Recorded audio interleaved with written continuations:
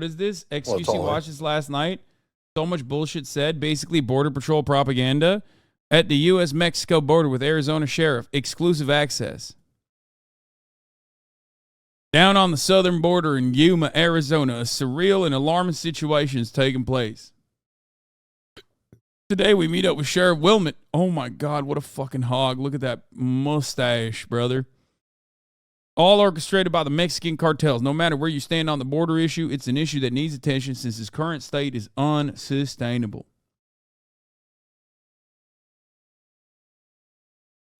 Interesting. Okay, let's do remote. That's where all the people are dying. Oh, there we go. This guy's from China. What a wild part of the world. Yuma County, then the natives control this land. We have Euros in the dirt. Drug tunnel. Into the Kentucky Fried Chicken. Yeah. We're a country of immigrants. We all came from somewhere. Came from India. It's snowing currency. Maybe they paid the wrong people. It's 2 to 3 days walking from here to get to any kind of civilization. So you're Are saying those people up here? you're Walker, Texas Ranger, and Trevette. Put away your personal Dude, how much fun they're having. How much fun, man. political rhetoric. Get down to business. Have you seen many guys from India coming? The cartels are collecting their money down here under this bridge. Do they ever fire over the border? Oh, yeah. The coyotes can literally just drop them right here and they walk over and call 911. Yeah. And this is what's never explained. Some of the Russians were going out through Dubai to make it all the way into Cabo. There's a radio up here. Here we have the trail going right up, and this is the border.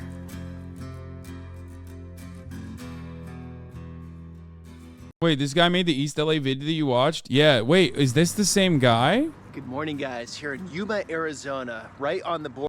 Isn't this like a good... Oh, no. What the fuck? Wasn't he like a chill-ass dude? What the fuck? When did he become this guy? Border with Mexico. And in recent times, there's been a huge influx of migrants coming over this border. But what is the situation like now? What does it compare to other times in Yuma history? So today we're going to meet with Sheriff Wilmot, who's been in office here for decades, who's going to walk us through his perspective and his understanding of the situation. Let's do this.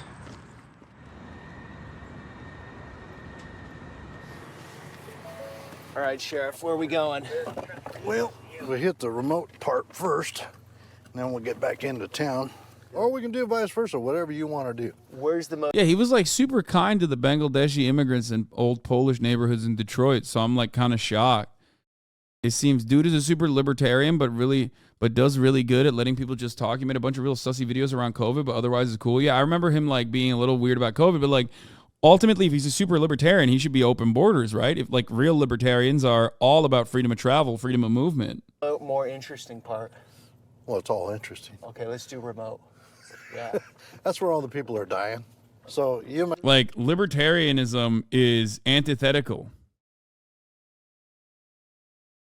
with border cops. Libertarians are not supposed to like cops, they're supposed to hate cops. That's the state's monopoly on violence being expressed in this way. But border cops, that's like two values that libertarians supposedly hold that is violated here. So I don't get it. Yuma County, 5,500 square miles. I got 95 deputies that patrol all of this. Okay. 24 hours a day, 7 days a week. The cartels have designated locations along the border. They allow people to cross. Then the cartels also have designated areas that they control where their narcotics come across. And those that do not want to be apprehended are also guided through. Anybody that crosses the border here is paying anywhere from $6,000 per person up to $15,000. It all depends on what country you came from.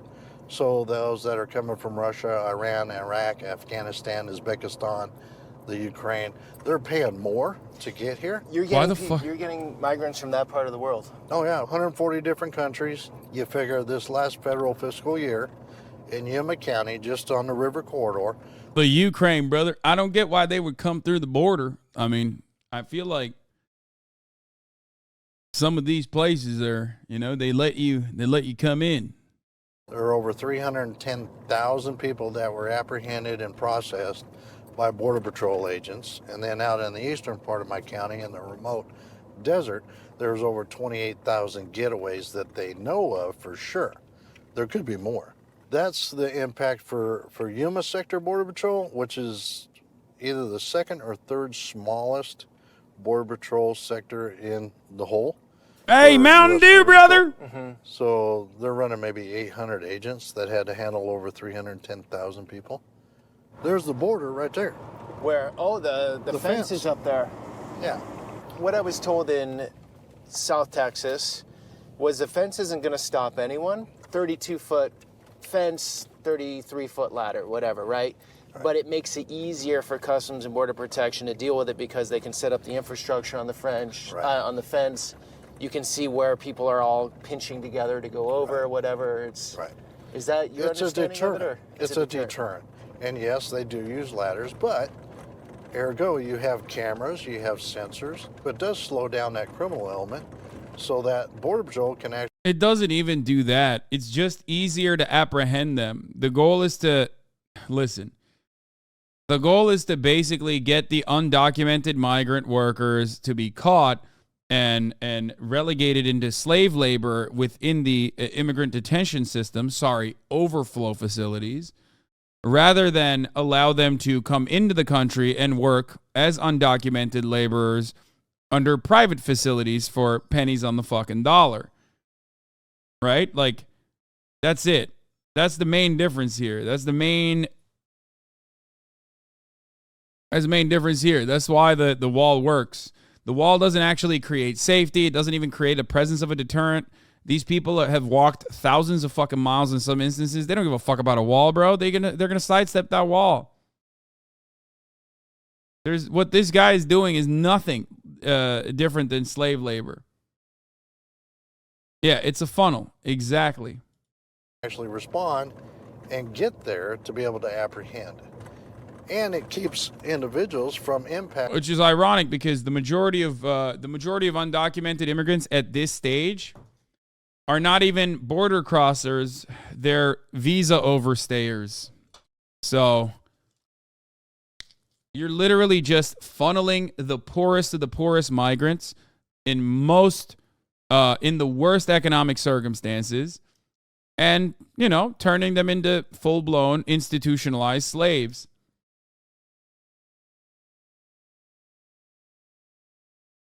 Impacting our farmers. When most people hear Yuma, Arizona, they think of desert.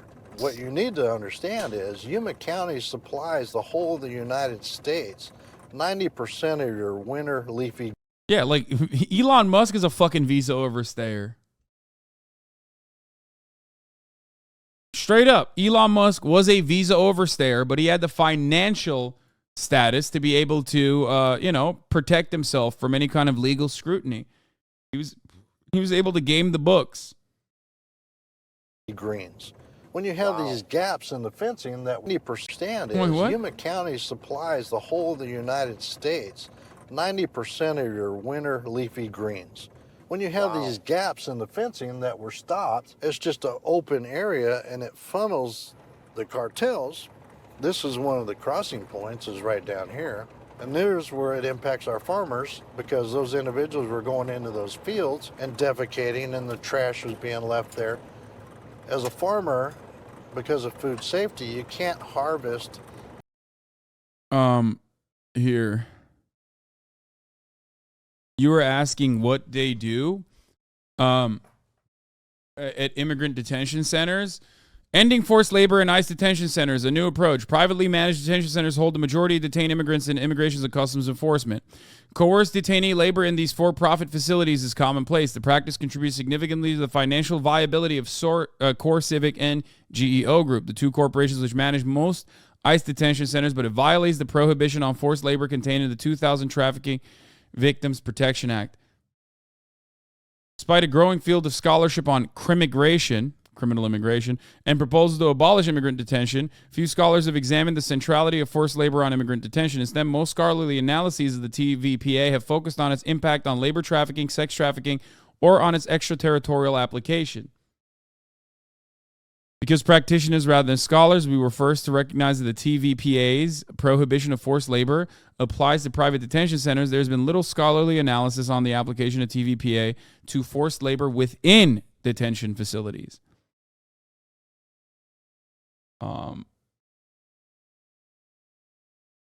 So this is there are tools to. It's ironic because like you could be fucking sex trafficked. And because you're an undocumented immigrant, the sex trafficking part is criminal. So your sex traffickers are engaging in a criminal act. But the people who apprehend you and put you in an immigrant detention center and then force you into labor are doing the exact same thing that your sex traffickers did. But that's technically legal because the state's doing it. Well, it's not even the state doing it. It's private detention facilities doing it. But they're working contracted by the state. And they're having people like this fucking dipshit sheriff, or in most circumstances, the CBP, Customs and Border Patrol, apprehend people. So it's state-sanctioned slavery. Wild.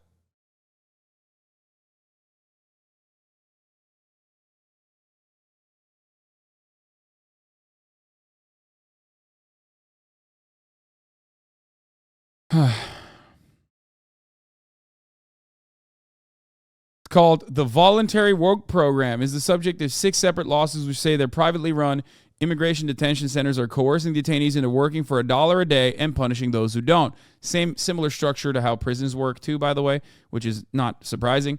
And Congress should not wait for these lawsuits to be decided. Democrats have won the House. It's not going to happen. Prison labor, immigrant detention, civil confinement. Immigrant detention is civil confinement, not criminal. By the way, what a liberal assessment.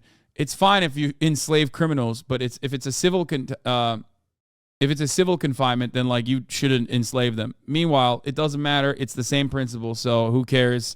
They're going to be enslaved regardless. U.S. trying to not do slavery challenge impossible. I watched, I think it was an ex-con dude who like talked about how he understood systemic racism perfectly. It was a TikTok that was really good. I wonder if I can find it. He talks about like, the disproportionate number of black men in prison versus white men.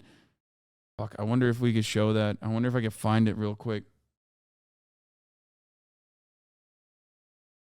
I just had a debate with an old buddy who's red-pilled, and he says systemic racism doesn't exist. It's 2023. I said, God damn.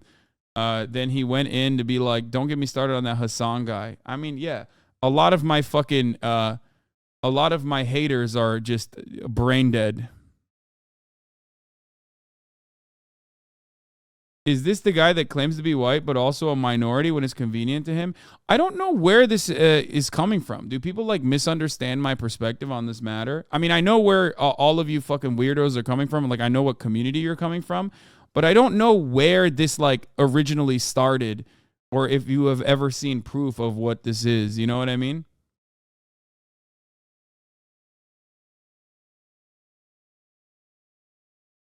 What do they mean by this? Asmon's Reddit page? No, it's not just that.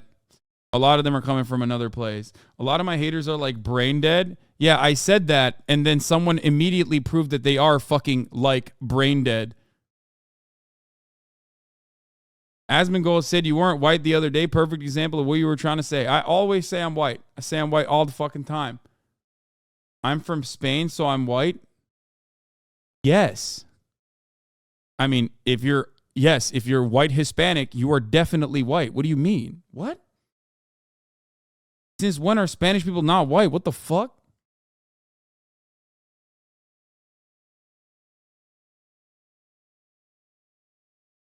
When people hear you say you're Turkish and think that you're saying you're not white, is that what they think? That's interesting.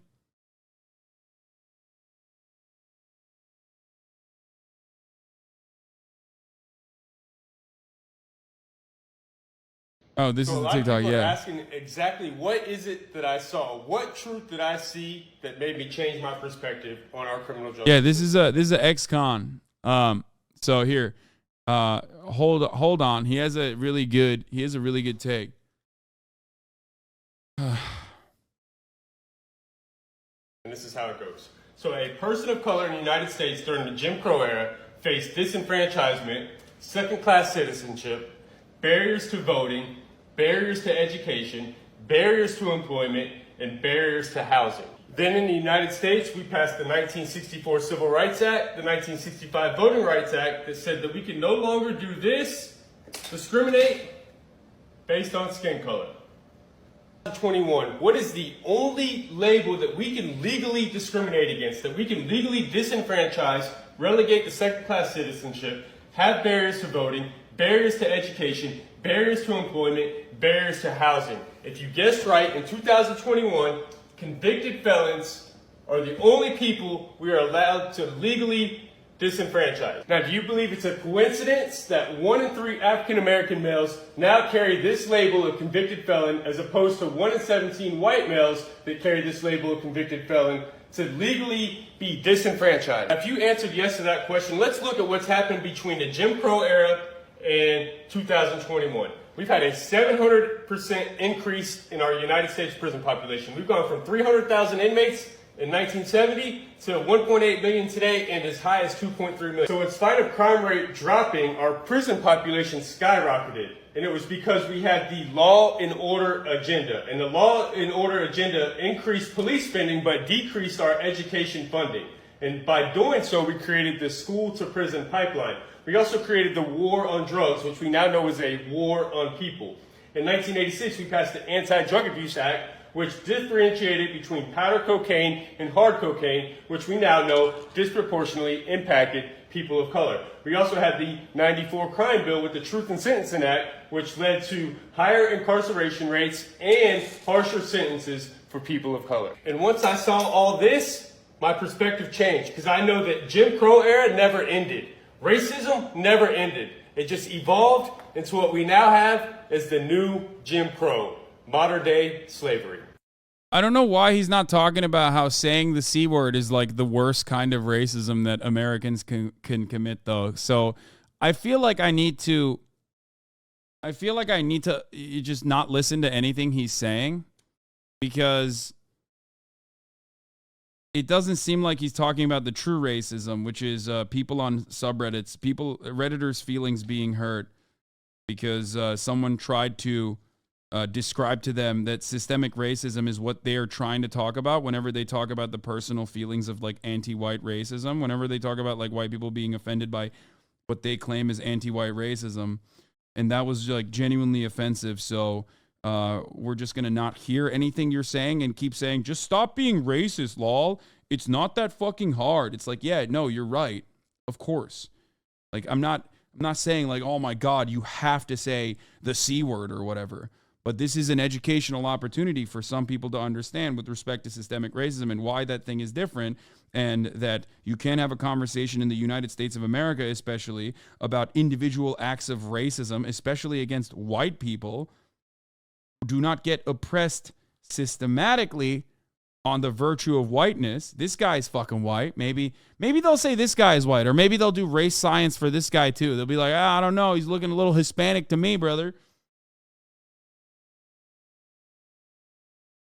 Why did you have to bring that up, though? I wonder why I had to bring that up. Perhaps because that guy who just said, isn't this Hasan, the guy who sometimes claims he's white and sometimes claims he's not white to suit his own narrative, that guy is probably coming from one of the millions of fucking threads that have come out over the course of the past, like, couple of months about anti-white racism being the worst thing that anyone's ever experienced. Maybe that's the reason I'm talking about it, because the platform I'm on, I see a very damaging and very scary narrative growing.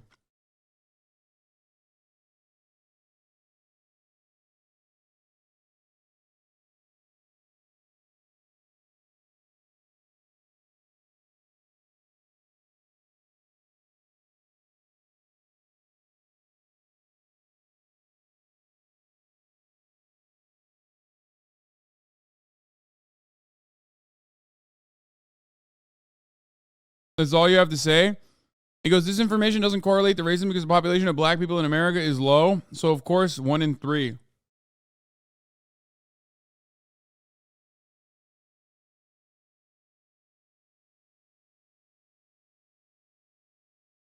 He said the math ain't mathin'. And he went,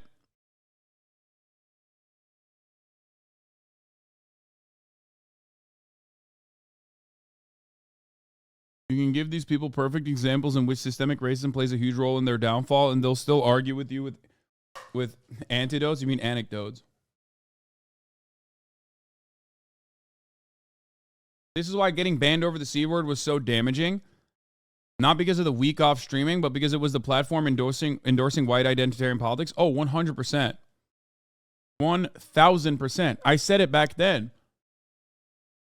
I tweeted about it too. Where the fuck is it? Let's see if I can find it.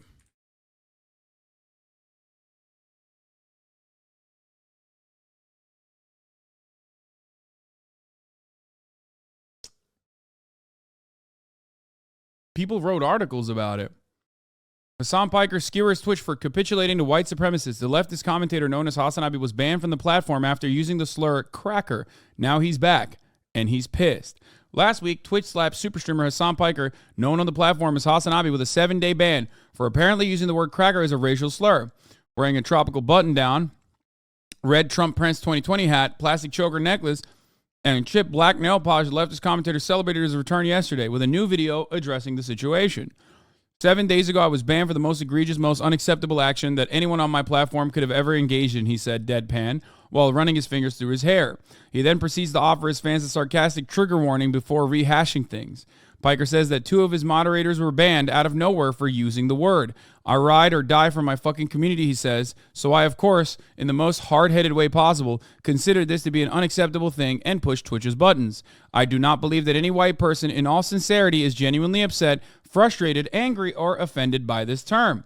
Twitch has not yet provided a public statement on why they banned Piker, and the company did not immediately respond to Rolling Stone's request for comment. Piker says that many of his naysayers, presumably referring to the strongly opinionated white conservatives who whipped up themselves in a frenzy over the past week, were doing touchdown end zone dances when he got kicked off. He says these unnamed individuals were far from hurt by the word and insisted, joking about how not severe the term cracker was and calling Twitch a bunch of fucking idiots for following through on such a pathetic, idiotic capitulation to white fragility. Oftentimes pushed by some of the most insanely racist individuals, and other times pushed by people who were maybe whipped up into a frenzy because they themselves are being agitated and talked to by those who are interested in pushing for white identity politics. Piker jokes, visibly annoyed, that he is now filled with white pride for his heritage. I've learned my lesson not to ever offend white people ever again, he says. In looking at the online discourse around us, especially on Reddit, I've learned that the C word is just as severe as the N word, if not worse, because everyone knows not to say the N word, but nobody will stop and think about the white man. Guys, this wasn't written this past week. This article was written on December 22nd, 2021. Do you understand? You get it? Do you understand how fucking dumb this shit is?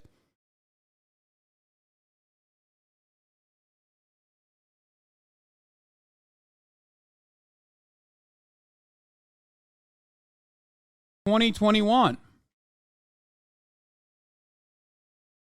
Not as dumb as forgetting to run the top of the hour ad break and running it in the middle of the hour, of course, which is what I'm doing currently because, once again, I forgot to run the top of the hour ad break. But if you no longer want to see those ads, all you need to do is subscribe. I'm going to run the 3-minute ad break now. No, I forgot to run it. I literally forgot to run it. I think I did a segue and I forgot to run it. When Piker called whiteness a made-up concept by slavers who want to maintain arbitrary purity standards in a different tweet immediately following the ban, his tone was more serious. This is why the entire argument is stupid, and you're upset about the wrong thing. In the comments, black streamer Bruce Ray, who was banned from Twitch, allegedly for using the word cracker and supporting Piker, wrote that he wishes Twitch was this consistent on protecting people of color. He shared screenshots of the comments he believes Twitch deemed inappropriate. In those, his handle Bruce Dropomoff is seen writing the following: "You, a black man reincarnated into a white body, I love you. You can't be racist towards white people. Tell him, Hasan. You did nothing wrong. Black people go through actual racism, idiot. And why do white people want to be oppressed so bad?" Piker quickly retweeted Ray's screenshots. Twitch needs to stop capitulating to white supremacists and those doing white identity politics, he wrote. You are making the platform a worse place overall. Hashtag free Dio. A reference to the drop 'em off part of Ray's handle is now trending on Twitter. It was correct back then, and it is correct now. Do they not ban for saying it now? I just said it. Yeah.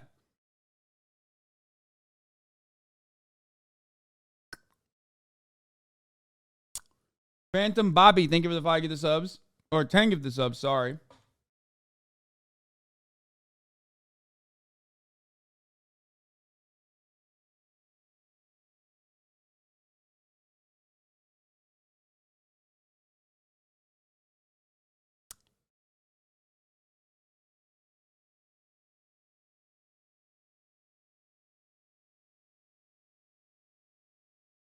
I'm going to retweet this.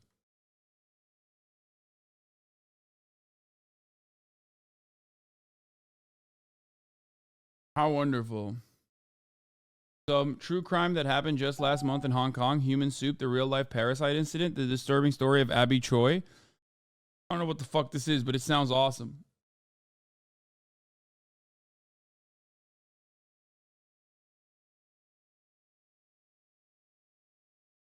Isn't that cool? I constantly have to find myself defending the same principles over and over again to people who have no interest in legitimately hearing what I have to say. We also got to, again, white supremacy and anti-black racism in this country, systemic racism specifically, off of a video where we were talking about border control, because the American carceral state is, of course, connected to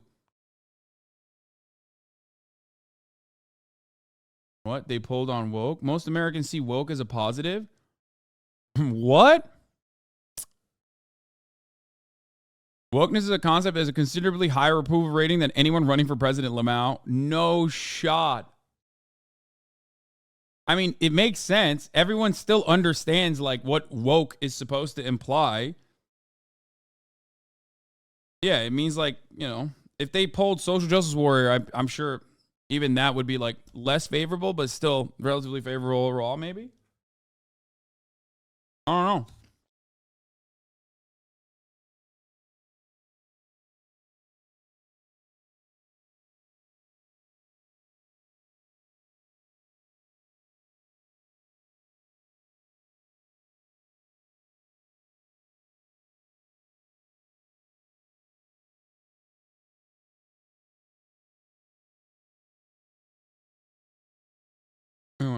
That area. It's now contaminated. What do? They just have to plow it under. So where we're at here is Morales Dam. Obviously, United States, Mexico, right across the river. Cartels designated this as one of the crossing points. So you can see along that, where that pickup is at, there's a little road that goes down. Okay. So they get off at the airport, Mexicali, take their Uber, bus, cab, Get off whatever. at the airport. Yeah, they all fly into Mexicali.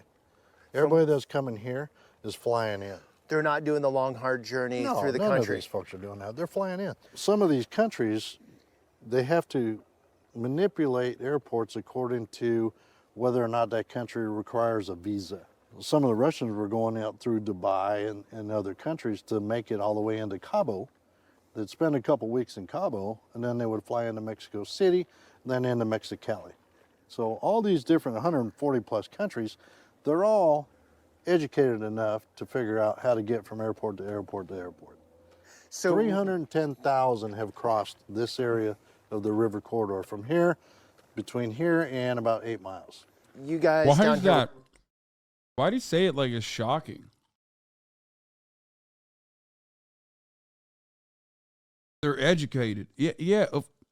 I mean, they know, yes, they want to come into America, so they figured out how to do it. What the fuck?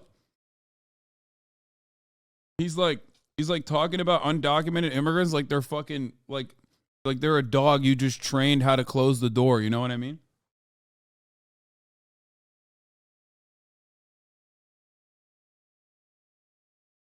we're putting storage containers, right? Right, the governor. To Ducey block did. the gaps here? Right. They pulled all the containers out because finally this administration has decided that they need to finish this portion because of the sheer amount and volume of people coming in here illegally. So this fence is going to be built here soon.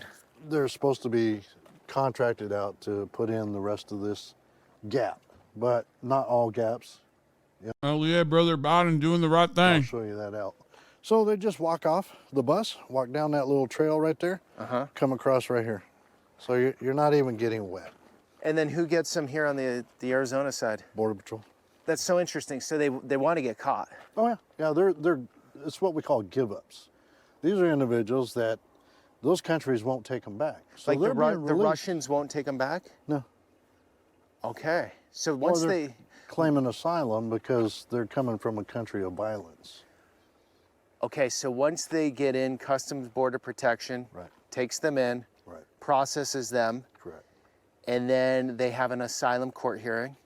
Well, they're given a notice to appear wherever they're going in the U.S. You got to have a sponsor.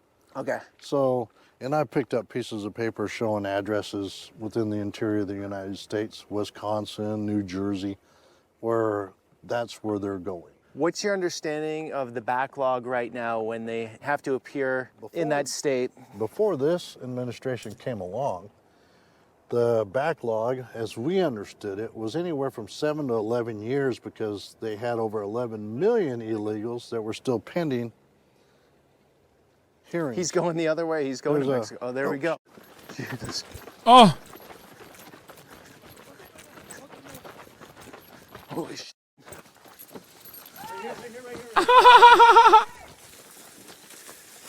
Alto! Does he?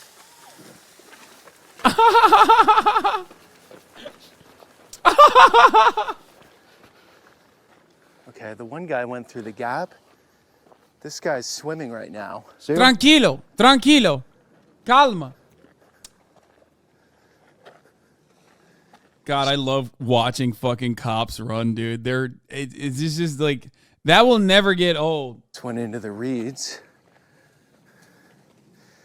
Literally, guys, we've been down here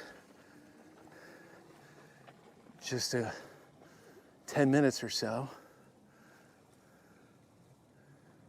Wow. He's still walking that way. Is he on land? No, he's in the water. Okay, Yeah, I'm watching him. You gonna get the other one? Just two? just two. Okay.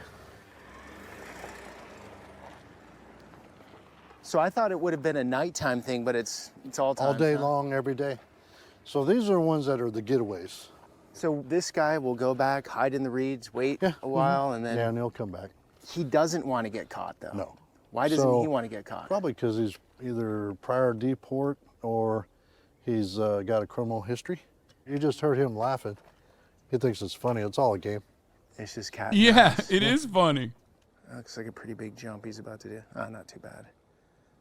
It's hard to explain, guys. A very surreal part of the country. And until you see it firsthand, I know the video does a bit of capturing it, but here's the opportunity, and many people want the opportunity. Very understandable.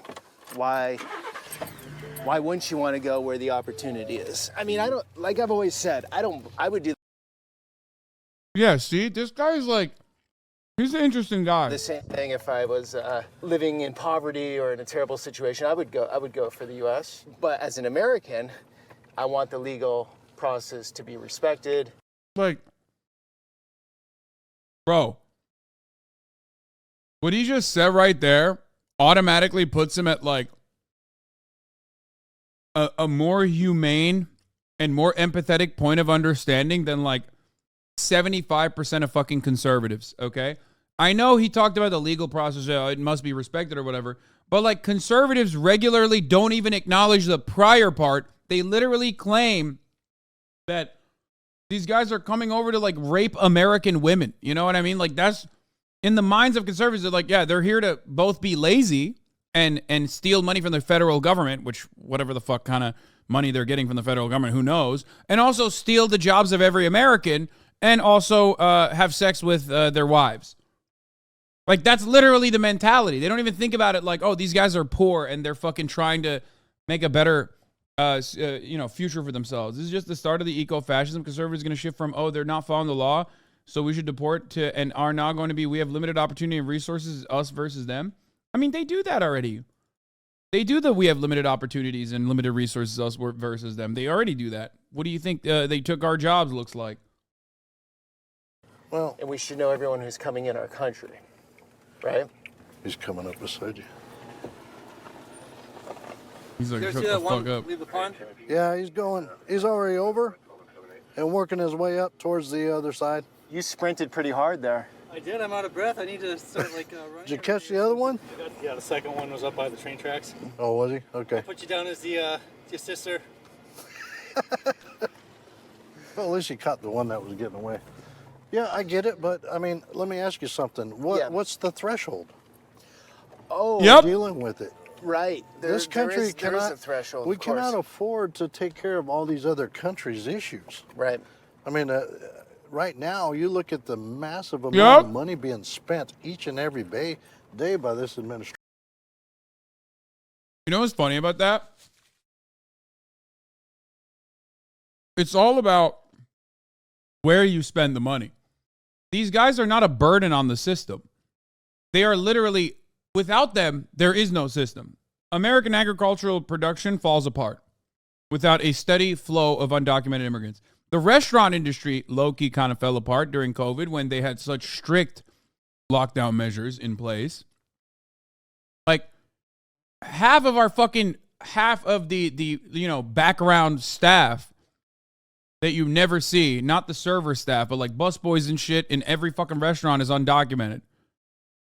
You know what I mean? The idea that construction, food processing, poultry, all manner of agricultural production, and even on the service side, so many of this industry is literally fucking backed by undocumented labor that are getting paid nothing and under horrifying, gruesome workplace conditions.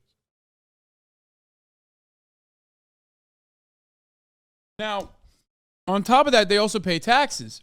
So they are literally not a burden, but a benefit to the system. These stupid fucking idiots can't comprehend that, though. And the real way to solve this problem of depressive wages isn't by stopping the inflow of immigration, which they don't, by the way. Great justification for undocumented labor. No, that's not a justification for undocumented labor. Hold on. Okay? It's not.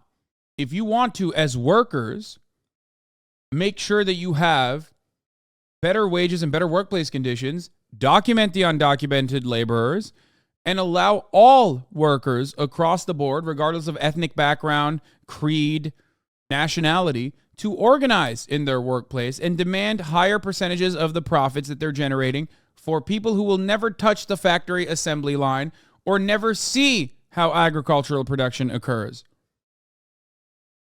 That is how you legitimately improve wages and workplace conditions. And yet, for some reason, people don't see it like that. They see it as a pie that is where the slice that they are able to get is getting smaller and smaller. And then they see immigrants coming in and taking up even, what remains of the crumbs of that pie.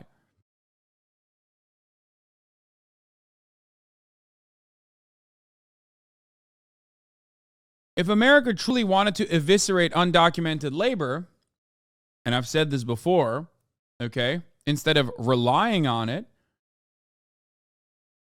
they would punish the businesses that routinely straight up scout and farm undocumented communities and move them around, like Purdue, the chicken factory. But they don't. The Customs and Border Patrol, or ICE, is seen as a tool of the state that helps depress wages.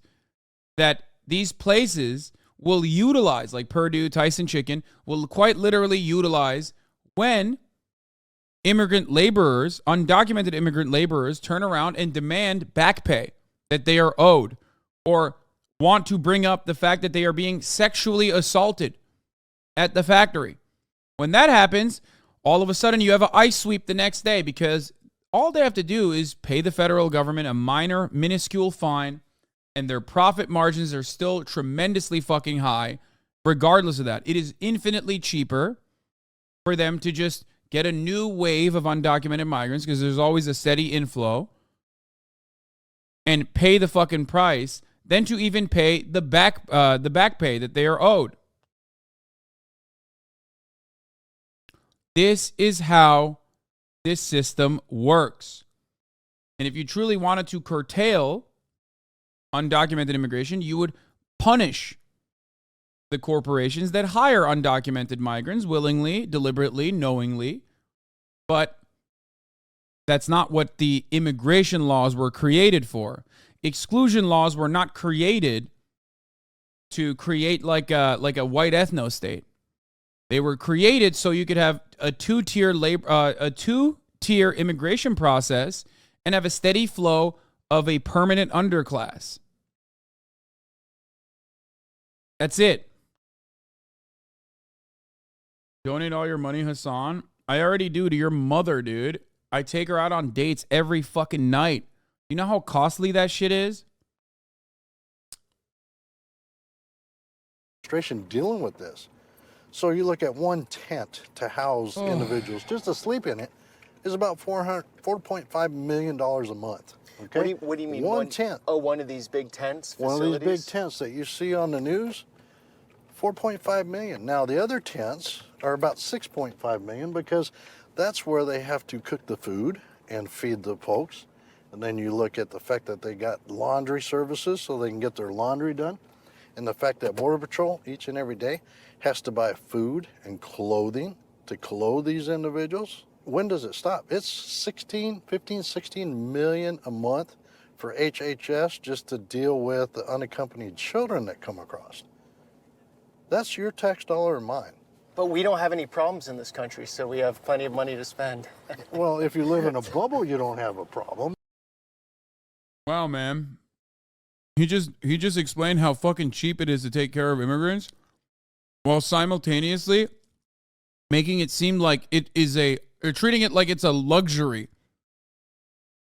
to like feed and give clothing and shelter to undocumented migrants that they've apprehended, only to place inside of privately owned immigrant detention centers where they will be enslaved and forced to work for $1 a day. Here's a better way to solve the problem. Streamline the process of immigration for migrant workers especially, allowing them to come into the country freely. But of course, if you did that, then they have rights. They have legal rights and legal representation beyond just like helping them stay inside of the country. And therefore, it's much harder to fucking oppress them and use them as a permanent underclass. So you can't do that because the government works at the behest of corporations. The government, when they do this shit, they utilize white supremacy, right? When they do like exclusion acts, when they do the Bracero program, the justification for said programs is white supremacy. But the main purpose is not white supremacy. The main purpose is, again, you got to go back to the material conditions. You got to look at the fucking relations of the means of production. The main purpose is to protect the bottom line of corporations. That's it.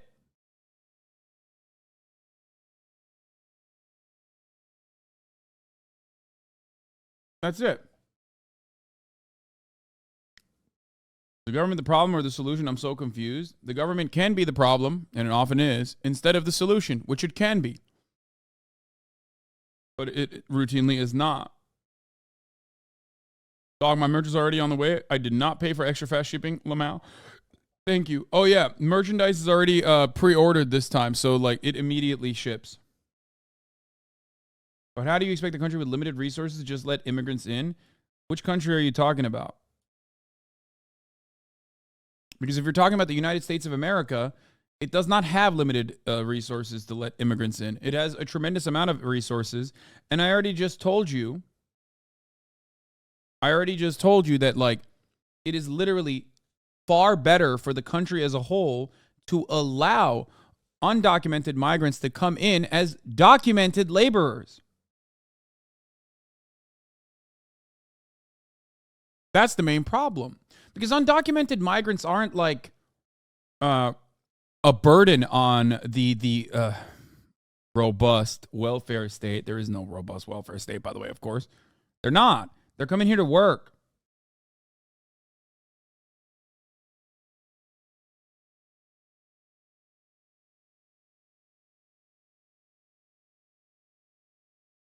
But we deal with reality we got it all figured out here.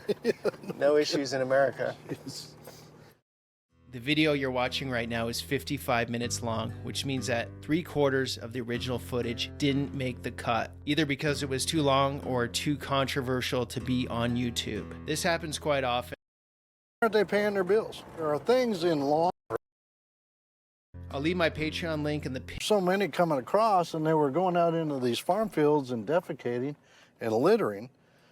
The county had to put up these porta-johns at certain locations so that they wouldn't go out in the fields and contaminate the farm fields. Why is the county having to pay that bill? Right. The federal government has already said that immigration is their sole responsibility, right? They've said that. Why aren't they paying their bills? There are things in law enforcement called ethics, integrity. I don't get that out of Mayorkas at all. Okay, and for those that don't understand who Mayorkas I thought he was about to say, there's things in law enforcement that are called ethics and integrity, but I don't understand it at all. I don't know what you mean by ethics.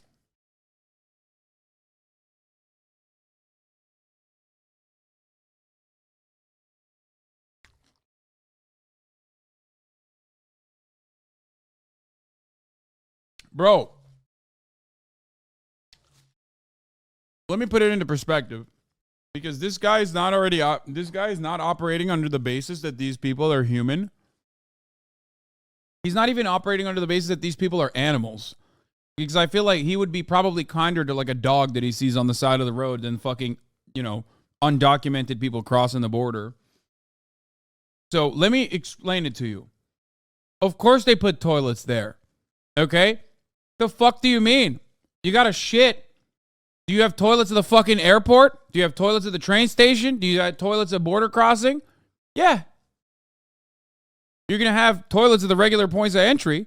The entire point is, these guys wouldn't have to do this if they could legally do it. You think someone who has the legal capabilities of getting into the country just still goes, nah, I'm gonna cross the border illegally? No, the fuck they won't.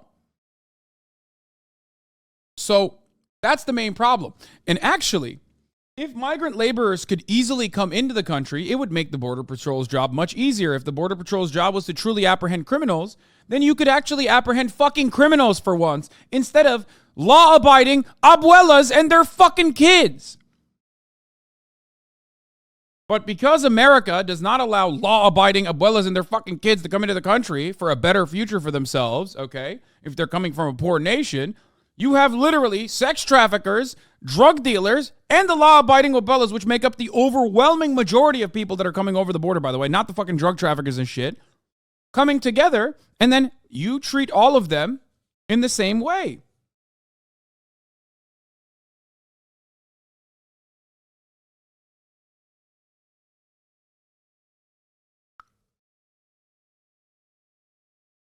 It's so stupid. And for you saying some of them are convicted felons, that's why they don't want to enter the country legally. Okay. Allow the non-convicted felons to enter legally so that you at least know that all of the people who are trying to enter illegally are more likely to be convicted felons. But we don't do that. We don't have that. That's the point. Convicted for what? That's another issue, which we're not going to get into now. A convicted felon is not a bad person automatically. A convicted felon could have been a rehabilitated person.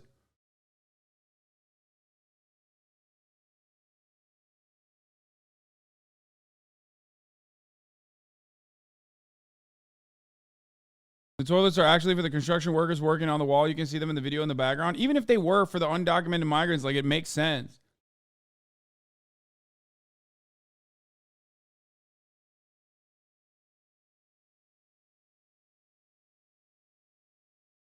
Do you get it? Do you understand, though? So fucking stupid. Chris is. He's It's the Secretary of Homeland Security. His sole responsibility is the safety and security of this country, and he's failing miserably. So here's all the fencing that's just been sitting here. All this fencing that was bought by taxpayer money, just sitting there collecting dust. You're down here now. I was showing him all the areas where they're cutting the fence and stuff like that. So They're cutting this with what? A blowtorch? oh, they'll use a combination of wheel, because they use the battery-operated angle grinder, and then they'll cut the metal, and then they have to chisel out the concrete, because each one of those posts has concrete in them. Stay safe, brother. You too. Okay, so someone might hear you got the fence, but they can cut a hole in it. So why have the fence? Again, it's a deterrent. B, the amount of time it takes them to be able to cut this gives the Border Patrol the ability to come down here and intercept. So when you see parts of the fence that have that patch on it, okay, right there. that's where they have cut right above that piece, and that's allowed them the ability to swing that fence post so they can get through. And you see there's a walkway all along the side of this fence. I've actually intercepted them cutting the fence myself, and I got the one-finger wave because it pissed them off. Can you do anything being sheriff, or the only thing I can do is Patrol if has they to do it? Border Patrol has to do it. Arizona had 1070 law, and that allowed us to charge an individual for smuggling. Yeah, I forgot. I thought this guy was CBP at first because the CBP wears the same colors. But it's infinitely funnier that he's talking to a fucking sheriff about this, by the way. Like, this entire video makes it becomes even more hilarious because he's just a sheriff. Like, he's got nothing going on. But the Obama administration sued the state of Arizona, took them to court. Supreme Court said, yes, you're right. Federal responsibility is immigration. Smuggling is part of that. So Arizona, you cannot charge a person for smuggling. So if we detain anybody for just an immigration violation, technically we can get charged by the Department of Justice for kidnapping. As you should. Figure that one out. Even if our officers respond to a domestic violence call and we find a house full of individuals that are in there, there's nothing that we can charge that person with. What? Knowing that they are smuggling. Now we can try to get. Yeah. What do you mean? Bro, he just said, if I suspect someone is being detained for a domestic violence call and I suspect them of being like a smuggler because I saw a bunch of Mexican people living with him, I can't hit him with additional charges. That is crazy. Wait, I don't know why you just said it like that. Yeah, no shit. Arrest him for domestic violence, dumbass. What the fuck are you talking about? You can't just like tack on additional charges willy-nilly on your mind. What the fuck? He literally said I can't just be like extra racist to the Mexican guy that I'm detaining. A hold a person, a house full of individuals that are in there, there's nothing that we can charge that person with knowing that they are smuggling. Yeah, he's saying if I go on a domestic violence call, he's not saying I can't arrest the guy for domestic violence. He can. Don't be fucking stupid. Of course, it is within his legal purview and responsibility to do so. He's saying I can't, even if I know he's fucking smuggling people, which he doesn't have any proof for in this hypothetical scenario that he brought up. He can't hit him with a smuggling charge because he's just a sheriff. Now we can try. Which, of course, Border Patrol does. Border Patrol does sweeps, okay? They'll go into a fucking workplace and just arrest everyone. He can't do that. Which, by the way, he shouldn't be able to. I don't even think the Border Patrol should be able to do that. It's fucking nuts. Do you not understand how fucked up that is? He's literally saying, I don't have Gestapo power over every Mexican I see. Try to get a hold of Border Patrol if they have people to respond, but that's in Yuma. All the rest of the places throughout the country, they don't have access to Border Patrol. Yes, they do! Yes, they do! Shut the fuck up, you inbred fuck. You don't know. Yes, they fucking do. It's actually a massive fucking problem. He said, hey, we're in Yuma. We got fascists on speed dial to do extra fascism. Shut the fuck up. God damn it, dude. Fuck this guy.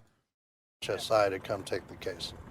What's the number one nationality you're seeing these days? Or Right the top now, three? I think the top ones is Ecuador, then Colombia. What's with OTM? Have you heard of that other than Mexicans? Yeah, they've used that for years. Other than Mexican, that's what all these are. I mean, you don't see a whole lot of individuals from Mexico proper trying to come across because they'll get returned immediately because there's that agreement with the country. So when you look at people talking about Title 42, that's where they're able to send individuals back to those countries. 95% of what comes across into Yuma is Title 8. These are individuals that are coming from countries where that government won't take them back. Are the cartels operating much on this side of the border? In Oh, Yuma, they're- are you dealing with them? They're on both sides. It's safer for them to live over here. Think about it. So you do have members of the cartel that live in the U.S. all along the border. You have sicarios that live on the U.S. side. Sicarios. Hitmen. Okay. Those are what the cartels use to take out their... Okay, do your fucking job. Do your job. Do your job. Do your job. Do your job. You're the sheriff. Do your job. Why the fuck are you complaining about, like, going on a domestic violence call?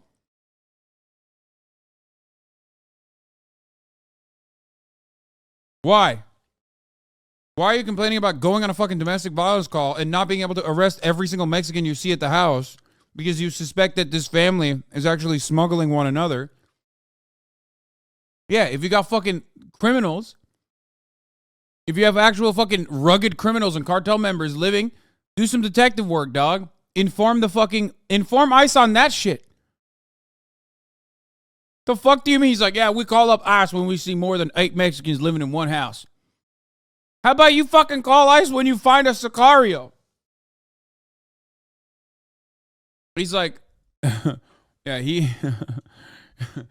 the other day I went to a quinceanera. You wouldn't believe how much smuggling was happening. You don't understand. They call it quinceaneras, brother. I call it immigrant detention center appointees. Trey Leche smuggling. Yeah, that's what he's smuggling. He's smuggling fucking Trey Leche's donuts, okay? their opponents, let's say. So you have major narcotics groups all through the U.S. MS-13 is one that everybody's familiar with hearing with. Well, that's why they're integrated in all these communities, because they work with the cartels, not only the narcotics side, but the human side as well. Because if you can't afford to pay the cartel, then you are going to pay them in another way. Human trafficking. So they're going to pay. It seems like there's a really good way to ensure that this doesn't happen. You know? Like a really good way. Because, like, it doesn't matter. People are going to want to come to America regardless. I wonder if they just served the top of the hour ad break and then told you that at the top of the hour there is a 3-minute ad break and you can avoid those ads by subscribing for $5 or for free. Would it actually change people's perceptions? You can also get gifted a sub if you're lucky. Here's the 3-minute ad break now. Bro, what is this, bro? 9.12 out of 10? That's... Why do you have to be so different, okay? What is this? 9.12.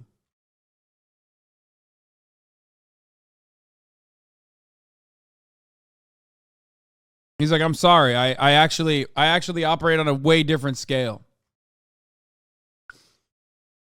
He takes it so seriously. Anyway, all jokes aside, what I was actually going to say is, yeah, If only there was a way to like completely eviscerate the human trafficking component of the cartel business. Let's think. How could we do such a thing? How could we make it so that like there was no need for the cartel? Oh yeah, that's right. Legalize these border crossings. There you go. Okay, you ended it. You ended the cartel's one arm of the cartel operation immediately. You want to end another arm of the cartel operation? Decriminalize drugs. You want to end another arm of the cartel operation? Make it impossible to fucking give them a steady flow of weapons. Holy fuck, all of a sudden you eradicated major chunks of the cartel.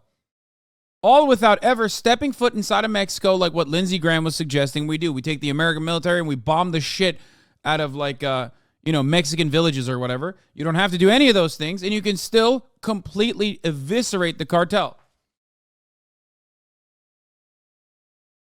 You hit the profit centers.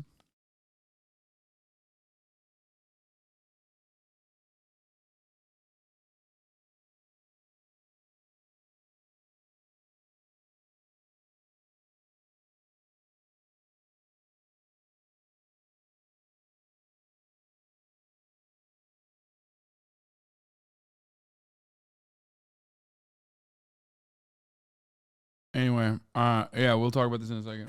According to what the cartel wants. So if you got a kid, they may use that kid to smuggle in other people, send them back to that country, bring in somebody else, portray a family unit. You may end up Portray a family unit, because if you come in as a family unit, you have quicker access to get into the U.S. So we're coming up on the Cocopah tribal land, and in Arizona, tribal land is sovereign land. And the Cocopah is a river, the river people. So they need access to the river because that's part of their... So on their tribal land, there's no fence? There's no fence. There are bollards, or we call them Normandy barriers. And that's used to keep the individuals that were smuggling narcotics from coming across in vehicles and UTVs. But again, here's the porta-johns that we had to do. Border Patrol had to put up a cover for shade. So this is for migrants coming in? Yep. So to give you an idea of the monstrosity that we were dealing with here, this was all covered in trash. Some NGOs have come in and cleaned this up. But what I would find down here is all these identification cards and passports. I picked all these up myself. Just in the dirt out here? Just on the ground. And we might find some again today. But see, these are individuals that have fled countries of violence, then gone to another country, been allowed to stay there. That's what a lot of these green ones are. They've been allowed to reside in those countries and work and live. But that's not what their original intent was. Their original intent was to get through that country to get to the United States. So they discard their passports, their ID cards, and they portray themselves as somebody different from their original country of violence. So it's a game. Bro, that's your takeaway? That's insane. My man just described like an unimaginable amount of effort and pain that these people have went through that is like impressive to survive. Like he said, he's talking about survival, okay? Recognizing that these are countries of violence. I don't know how what that means, but like, and he just talked about it like it's a fucking, like they're having fun with it, dude.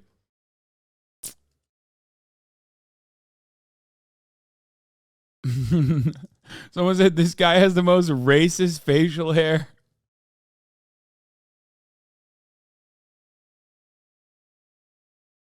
He does. It's like, obviously the most racist facial hair is the Hitler mustache, but like this is a close second. So we share all this with HSI. So every one of these have been shared with our federal government. But this is just a small snapshot of what I've picked up down here as far as passports. If you're from Venezuela, right? Let me try to walk through this, right? You come over, you come up through Mexico, right? You want to discard your passport before you come over? Yeah, because everything's given to you here. What? Especially if you're Venezuelan. Bro, how does this guy live in a fucking border town and is the sheriff of Yuma County and just completely oblivious to like literally asylum protections for countries that America considers to be like foreign adversaries, like Venezuela.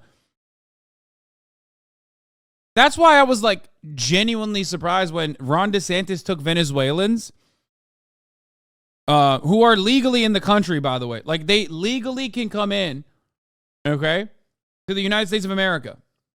For those of you who don't know, Venezuelans are treated as, like, kind of not dissimilar to Cubans back in the day. They are refugees of communism. America no longer allows you to seek asylum if you're fleeing sexual violence, but America allows you to seek asylum when you are fleeing communism. Straight up. So,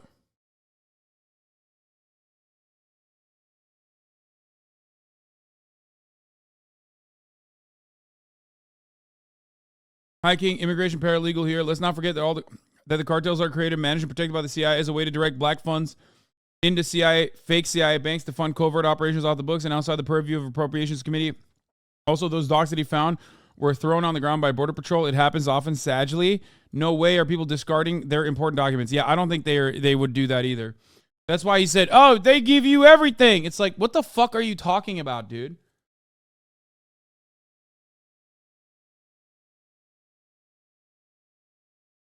No, they don't. You're done. You're a slave after that point. It's true. Actually, I'm the guy that hands them new passwords right when they cross the border. I also give them 10 grand in white taxpayer money. Yeah. I call it reparations. That's right. I take white taxpayer dollars and give it directly to the Venezuelans. I say, hey, you recognize communism, which you are, of course, not fleeing communism, but are still a very much active radical communist. I want you to undermine America and the white establishment in the United States of America with your anti-white rage. Here's $10,000 of this Yuma County Sheriff's own money. Okay, what happens if you come over with your passport? They're going to say... Well, for some now, they're allowed to stay. Some are allowed to stay. Yeah. Okay. But those individuals have already reestablished residency somewhere else. So maybe it's a Venezuelan that lived in Mexico for 5 years. Or a year. Or a year, okay. And their ultimate goal was to get here. Right. I read a lot of the Haitians that came in, say this last summer, or whenever that was in the last year. Yeah. A lot of them had lived in Chile or other places, not even Haiti. Oh, yeah. And they recently came up. But they haven't even been in Haiti for a long time. No. Okay, so here's where it ends. So here's where... Yeah, no, that's why, like, first harbor laws are fucking idiotic. Okay? Yeah, bro, of course the Haitian migrant living in Chile is going to come to America. Motherfucker, people living in Chile are also trying to come to America that are Chilean nationals. The fuck do you mean? It's not like they're trying to come too. They're like, yeah, these Haitians, they went to Guatemala, brother, and then they want to come here. I'm like, yeah, next to the Guatemalan nationals that are also trying to come here. Yeah. The fuck?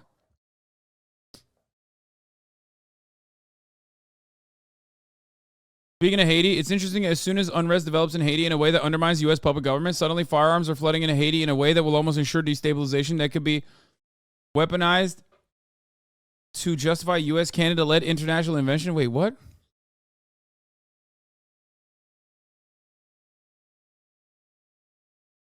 Listen, I don't want to say too much about this guy, but like sometimes he gets things gigantically wrong. I mean, I don't know enough about what's going on in Haiti to have a coherent take on this. I'm sorry. It was one of those, Hammersickle Twitter accounts just like...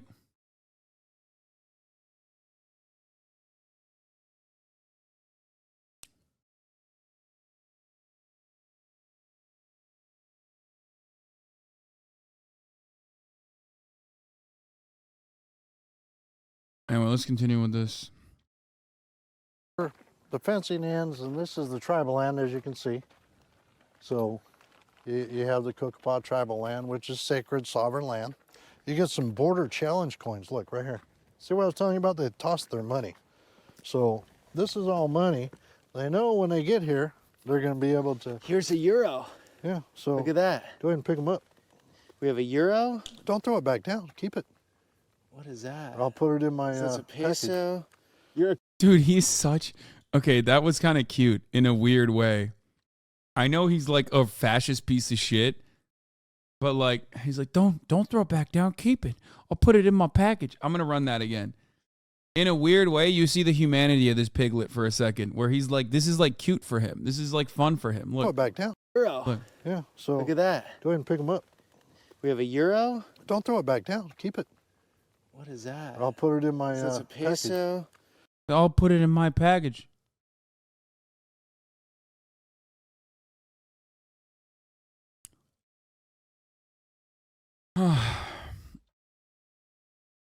He's got like a little package that he like looks at. Like that's his like prized possessions. You're a coin collector now, Sheriff. Well, I use it for display purposes. So What coins have you seen? Like, what are the most far out there coins?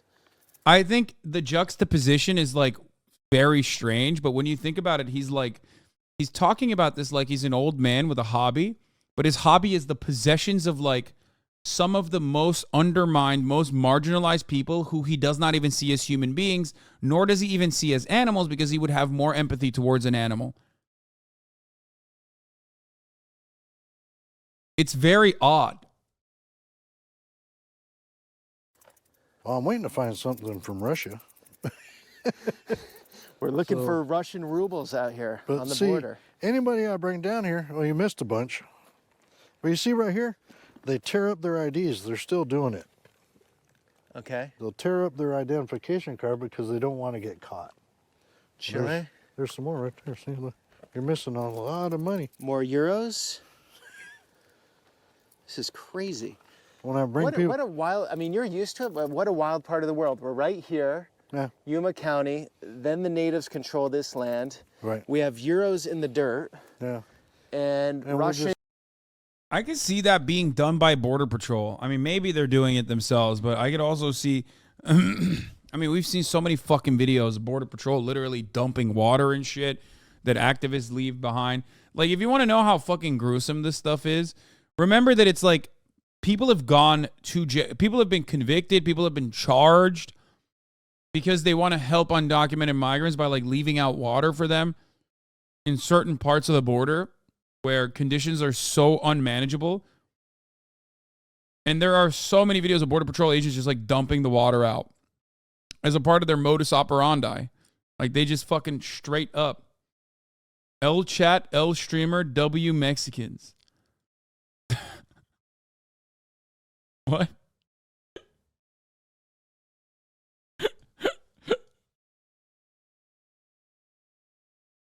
Listen, we are pro Flexican in this chat. This is a pro Flexican community. And 140 nationalities getting through here some way, shape, or form. Oh yeah. Here's some more right here. Look. See, more IDs tore apart.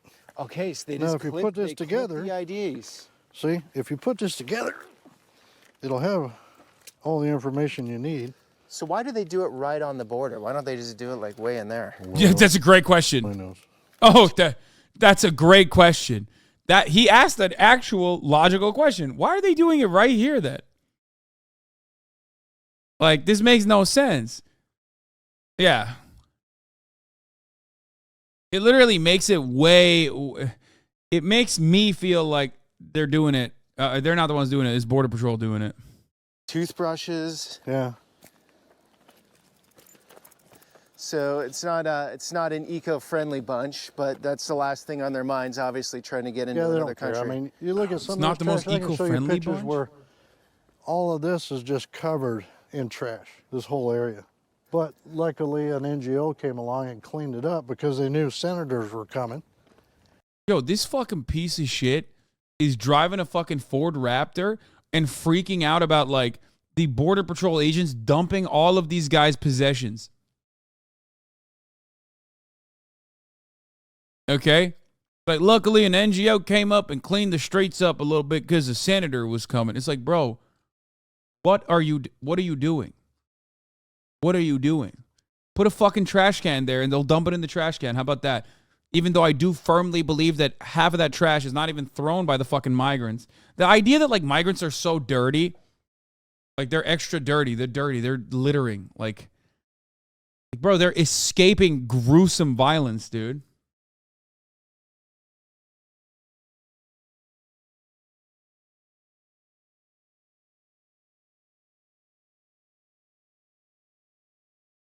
And because the senators are coming, you got to sanitize before they get here to make it look like there's not really a big issue. Because you come here now and you're like, yeah, there's no issue. There's no one trying to get over.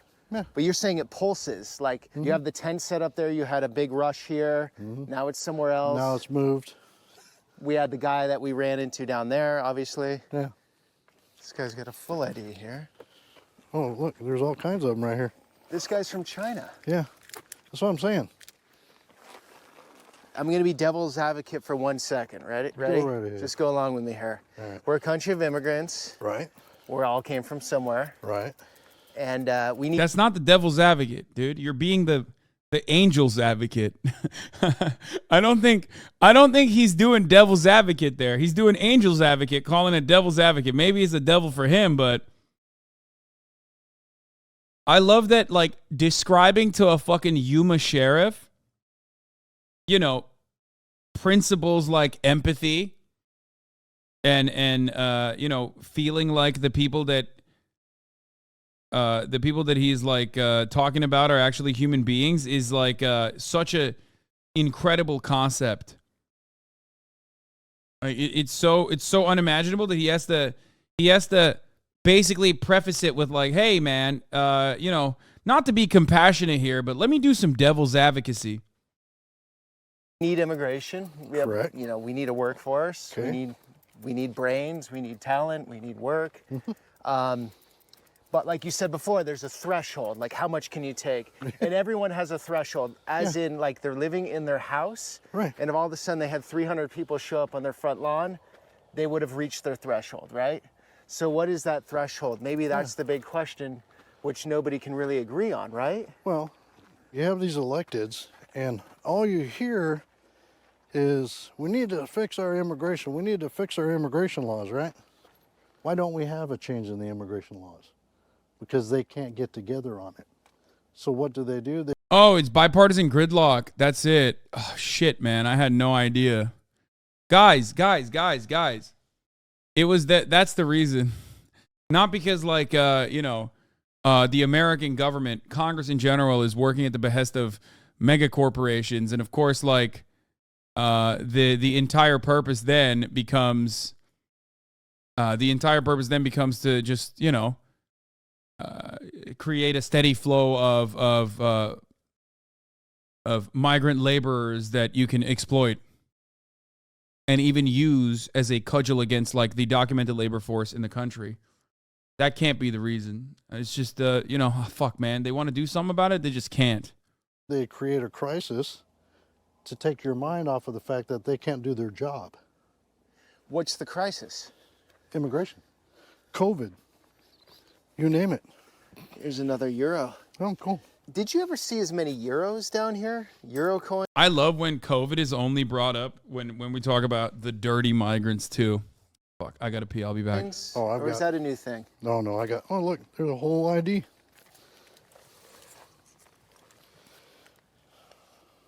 Nigeria? Where's that one? Peru. Peru. Oh, look, more. Jesus. See, they don't. So do they find it easier over here, obviously? Well, yeah, you can walk right across here. Look, here's some more. It's blowing right at you. It's snowing currency. You know how much? Too bad this isn't worth anything. Well, over there it is. So the Kokopah fence is just to show that's where the border. Obviously, that doesn't stop anything. Well, that was actually put into place to deter the tractor thefts and the stolen vehicles that were being stolen here, taken into Mexico. The tractors were obviously sold to other farmers down deep in Mexico, but the cars were turned into smuggling vehicles, and then they would drive back across with large loads of narcotics. So That's why all that was put into place. It was like a vehicle barrier, but it didn't deter the tribe's ability to get to the river. Now that we're down here towards Gadsden and San Luis, welcome to Jurassic Park. So please keep your hands and your limbs inside the vehicle at all times, Wait, what? because I don't want you to... You have a garage door opener for the fence? For the Is that what's fence. going on here? For the gate, yeah. This is still the U.S., right? Yeah, this is all U.S. Okay. Welcome to Mexico. Like I'm going to be carrying guns into Mexico. They'd love that right now. So what do we have here? Burnt wire? What's the point of that? Well, they were keeping... Interesting to think about that, like, you can very easily, you have a clicker to get into Mexico, but, you know, people in Mexico can't come into your country. Let's not think about that for too long. warm, so they burned anything that they could find. Isn't setting a fire here just like a basic sign that you're here and Well, they got a camera right there, so they know, but they're just waiting for Border Patrol to have... Oh, that wasn't Mexico? He was still in the United States? I thought he said he is in Mexico now. He was joking. They aren't in Mexico. He said it was Jurassic Park. Oh. Supposed to come pick them up. What was that right there? Yeah. Here we got a cue. I got you You baited. gotta work on your powers of observation. I know, but this is the hard detail. You're supposed to give it to... Sorry, I forgot. I'm your You know, Trevette. you- Yeah, your Walker, Texas Ranger. We need to stop the narcos to solve this, put drug dealers in death sentence. Bro, you just looked at this situation and went, we need to put drug dealers in death sentence.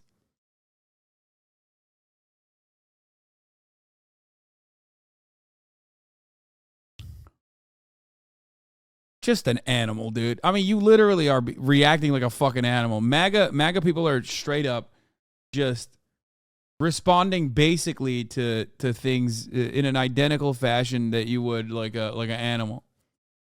Trevette. How does it make you feel though, seeing this every day? Do you become numb, or does it dishearten you because you love your country, or what does that feel like for you? I feel bad for the rest of the country because we're all going to have to deal with this. Your community is going to pay the price for what this administration is doing on not enforcing the rule of law. The bottom line is, to enter this country legally, you have to go to a port of entry. Claim asylum at a port of entry. That is the law. I get the fact that a lot of the politicians don't like the immigration law. Well, fix it and change it. But until then, you need to enforce the rule of law. It worked. We've seen it through the prior administration when we were only getting 25 to 40 apprehensions a day in Yuma okay. County proper versus over 1,000. It's the basic Marxist position to be heavily against drug dealers, though. What? Okay, I got to point to something here really quickly while you're spamming. I don't give a fuck what your interpretation is of what the basic Marxist position is. I don't have a dogmatic understanding of Marxism in general, okay? Stop trying to bait me into dumb shit. Why? I thought the U.S. was wholesome as heck. Don't you see it in Ukraine? Wholesome? Oh, God, this is one of those fucking weirdos. Ziz on it all over his fucking profile. Jesus Christ.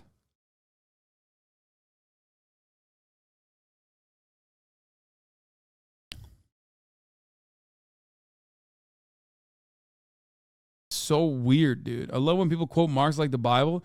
Even then, it's like they're not even quoting anything. They're just like misquoting too. That's the other thing.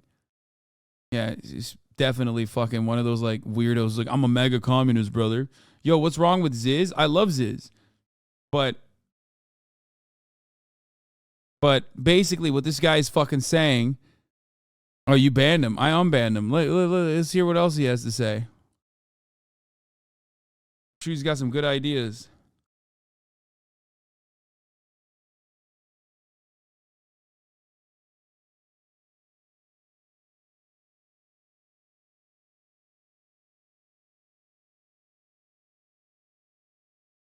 He's really into feet. The foot lover.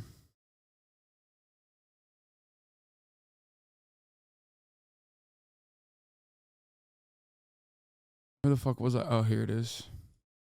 1,000 a day now. This administration, because of their politics and personal and political ideologies, stopped all that because they hate one guy, who actually supported law enforcement. And the people of this country need to understand There it is. that this is coming into their backyard. This person's going to be in their backyard under a different name, and you don't know what kind of criminal history this guy's got. What? But I've you run don't into either. Doctors, I've run into lawyers from different countries down here. I've run into school teachers. Wait, he gets the problem. He like literally just said what I said, which is, yeah, if you legalize immigration, then yeah, the people who are going to try to sneak in are most likely going to be people who might be criminals, which you can apprehend and then figure out otherwise, okay? Like, he just said it. Oh my God, he admitted. But he's just so permanent. He's so perma-stuck being like, well, they're brown, so, you know, they're fucking probably drug dealers and rapists and stuff, that, like, he can't even comprehend a world where, like, again, he understands that these are people fleeing violence in many instances, but he is hyper-focusing on, well, they're littering down here. They're straight up with you on why they're coming here. But then you have the others that don't want to be identified and why. Is this a child molester? Is this a murderer? What kind of crimes has he done in that country that he fled? Yeah, brother, doctor or not, you think motherfuckers that cross the fucking border, you think motherfuckers that cross the border are going to get, like, you know, a kind and warm welcome by hogs like you? You think they're all fucking child molesters? Ironic, though. Wow, a lot of accusations thrown at that guy, and he ain't even here. Yeah, he's just... He's like, yeah, this guy's a child molester, probably. Chomo, I think. That's a question that anybody in public safety would want to know. But yet, because of the policies of this administration, we're probably never going to know until it's too late, because somebody's going to get hurt. Yeah, he's like, dude, his mentality is so funny. He's like, you know, child molesters are coming over to the border so they can level up and predate on American children, okay? They want the white children to predate on. That's why they're coming into America, brother. I know it, okay? Me and my priest sometimes talk about that kind of thing, you know? We talk about how hard it is to stop ourselves, and sometimes we do engage in it ourselves. You know what I'm saying, brother?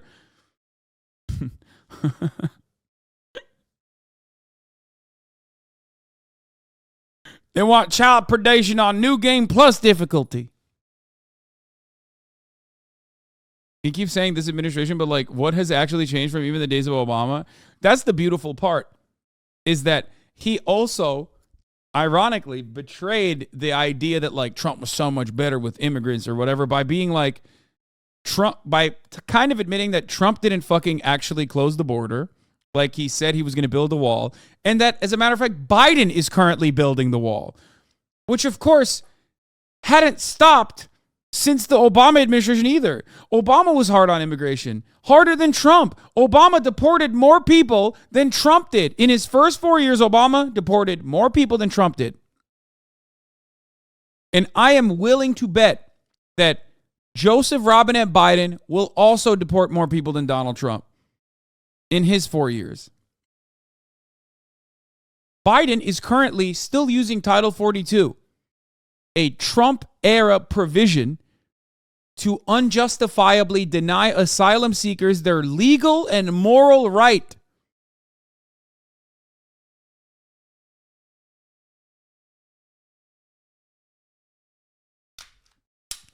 Hey, Biden doesn't actively encourage child detainment. He just low-key supports it. Yeah, sorry. I forgot. It's no longer children in cages. It's now children in immigration overflow facilities, which is very different.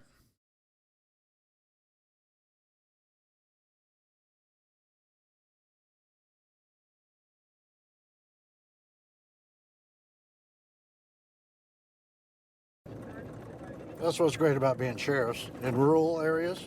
When you've worked in that community for so long, they know you. It's one thing that I tell every officer that goes through an academy. Mm-hmm. Never, ever in your career compromise your integrity or your ethics, because once you compromise that, you can never get that back. So You've been here for how long in law enforcement? well, I started as a reserve when I was in the Marine Corps back in 1985. For all you mathematicians out there, how many years was that? We're coming up on almost 40. Of course, he's a fucking crayon eater, dude. Of course. 38? In 2 years, yeah. They are not sending their best to the fucking sheriff's department in Yuma County. That's going to help somebody else. So I enjoy the fact that I can go out and do things that most careers don't allow you to do. As a DACA recipient, one difference I will note is that Trump gives the green light to agencies under him to deport long-time undocumented residents. Dems encourage deferred action. This is true. And that marginal difference usually does lead to long-term results. Not long-term, sorry. Those marginal differences lead to very large differences. That is true for the people on the ground. I agree. Ultimately, DACA was an Obama-era provision, which was still a compromise position. And it's still literally has a 90% approval rating. So much so that when Trump said he was going to do it, he still was like kind of politically unable to do it. Except to all the DACA recipients in the chat, I do have to point to one thing. David Dobrik is a DACA recipient. So, not all good, folks.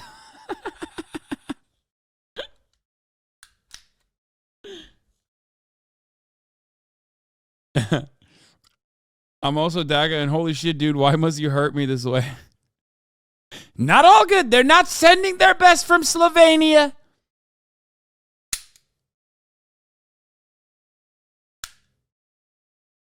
And it bars you from becoming a legal citizen without some serious hoops to jump through, but that's true for any immigrant that isn't rich. Whoa, this guy said those crayon eaters are the reason you have the freedom to do what you do, by the way. Really? That's crazy. Did this guy fight in like World War II or something? But even then, it was like the USSR taking on the fucking majority of the burden, shouldering the majority of the burden. So explain to me, without talking about World War II, when the last time the Marine Corps protected my freedoms. Freedoms, like what? Explain to me the last time the Marine Corps protected my freedoms. What are they fucking going to? Who else is protecting your mansion? Yeah, exactly. So what did they do? Did the Marine Corps defend my freedoms because, let's say the First Amendment, right? Like what? Do you think like some fucking goat herder in a mountain of Afghanistan, in an Afghan mountain was like, a genuine threat, constitute a genuine threat to my fucking freedoms? Were they coming over to take my fucking First Amendment rights? Is that what you think was going on?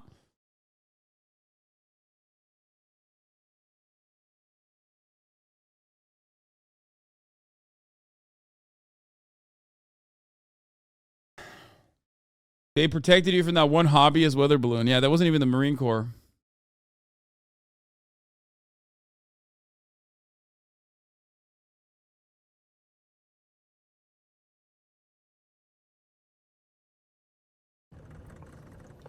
Okay, so these are field workers? No, these are illegals. Seriously? Yes. Can we cruise by them? Yeah, we're gonna. So the cartels are Those are collecting their money illegals. down here under this bridge. Jeff So that 182, bridge is thank actually you for in the Mexico. 5 gifted But there's subs. nothing between us and there, other than this fence. Wow. So they're super casual and look like they're walking off to school or the You park got or men, something. women, children. In Yeah, it almost feels like they're human beings, dude, which are just doing human being shit. Like being human beings. You know what I mean? I know, it just like seems like a unimaginable concept, but fence. So you wave to them. Why not? So you have a decent relationship with these people Well, coming I'm not in. here to. Doesn't matter where they're from. Yeah. We still have a duty and responsibility as far as public safety goes. Some of these people have been victimized. The children have been taken to. God, I fucking love it. This is why I love America. This is why I love America. Don't say cap. Don't say liar. No, dude, he's not. That is. Okay. Every American, down to the last hog, contains multitudes, okay?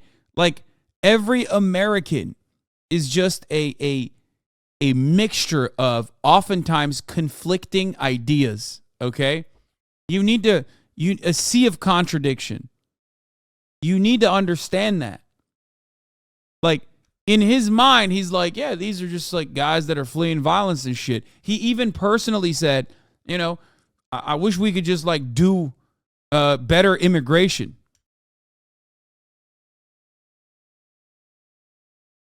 Okay? Hogs are people too. Chat forgets they are products of their environment. He probably just got all his beliefs from other hogs around him. Still can't believe he pulled out the blicky on stream. Yeah, in honor of John Morant. To our child facilities because they were violated along their trek to get here. You don't know what's happened to them or where they're from. You're welcome to talk to them if you want to. Find out where they're from and where they're going. Yeah. Hola. ¿De dónde eres? Ecuador? Colombia? Buenos dias. Ecuador? Colombia? Colombia? Where are you going in the U.S.? California, New York? California? Huh? New York. But don't do this anymore. No more. Oh, come on. Oh, this is so fucking, oh, Jesus Christ, bro. That's fucked up. Bro, he pulled out of the fucking cop car, too. Like, oh. Estados Unidos. Por favor. Gracias. Buena suerte. Another one. You can zoom in right under the bridge on that car. Okay. So that's where they'll meet up with the cartels, and then they'll point them in the direction. So the cartels are right there. Yeah. Do they ever fire over the border? Oh, yeah. We actually had some individuals, Border Patrols, doing special detail because we're having a bunch of kidnappings going on out here because the criminal element over there in Mexico knows that these folks have money. So as the cartels, we got them across, another criminal group would come in and kidnap them to take all their money and their jewelry. So Border Patrol was doing special details down here and got in an actual shootout with the bad guys. One died in the U.S. soil, so he ended up in our mortuary. But that happens down here quite a bit along this area because it's so lucrative. I mean, it's a cash crop per se. Every one of these people, in their eyes, is what, $6,000, Yeah. $7,000, $8,000. It's quick money. The cartels don't want to mess with you, correct? Like they No. wouldn't fire a bullet over. Oh, they probably would. Should we get in the car? I mean, it's something we live with every day. Trust me, if they start shooting at me, I'm shooting back because that's still the U.S. Hell yeah, brother. You fucking shoot back right at him. You know, he's got them hogs. He'll take them hogs down one by one.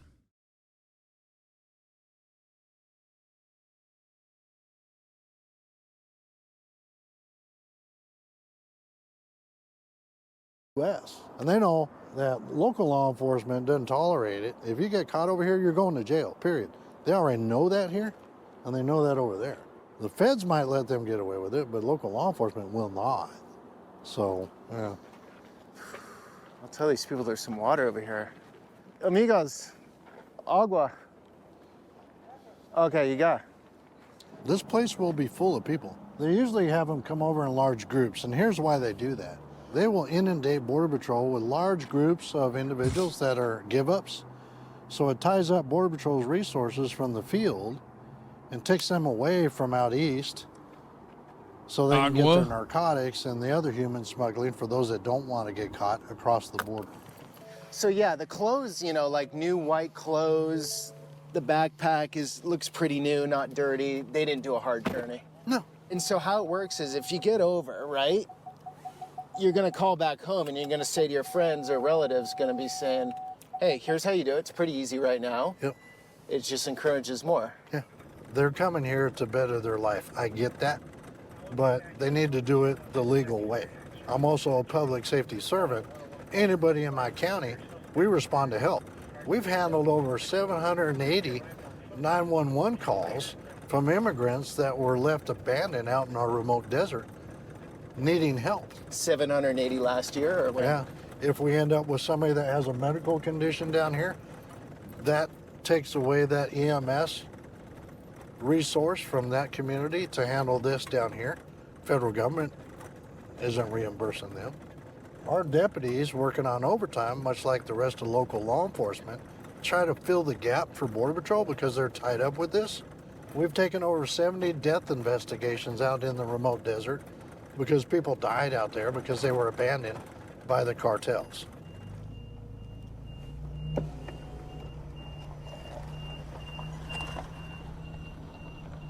You're right here in San Luis, Arizona. That's San Luis, Mexico, right across the fence. So what the cartels will do is they will have a large buildup of individuals that don't want to get caught. They will utilize those ladders to get up the fence and cross over. Border Patrol has to respond to try to catch them, but unfortunately, you're so close to the housing areas that they don't catch them all. So they do end up in these neighborhoods, and that's part of the impact on the local community. How do these neighborhoods feel? Well, they don't care for that. They don't want it in their backyard any more than you'd want somebody running into yours. But there are probably some stash They're houses not. out here, right? Oh, there are. I mean, right up here is the old Kentucky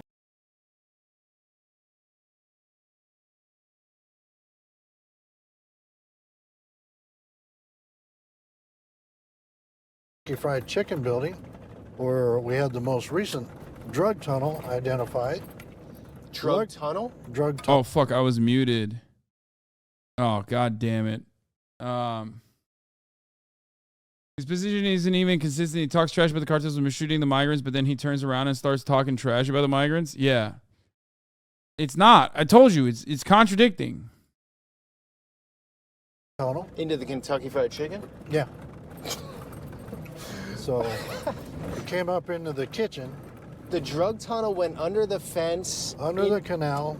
Kentucky Fried Chicken had sold the building to another guy. It was owned privately because a guy was going to turn it into another restaurant. Okay, so it was in between ownership. It wasn't operating at that time. Right.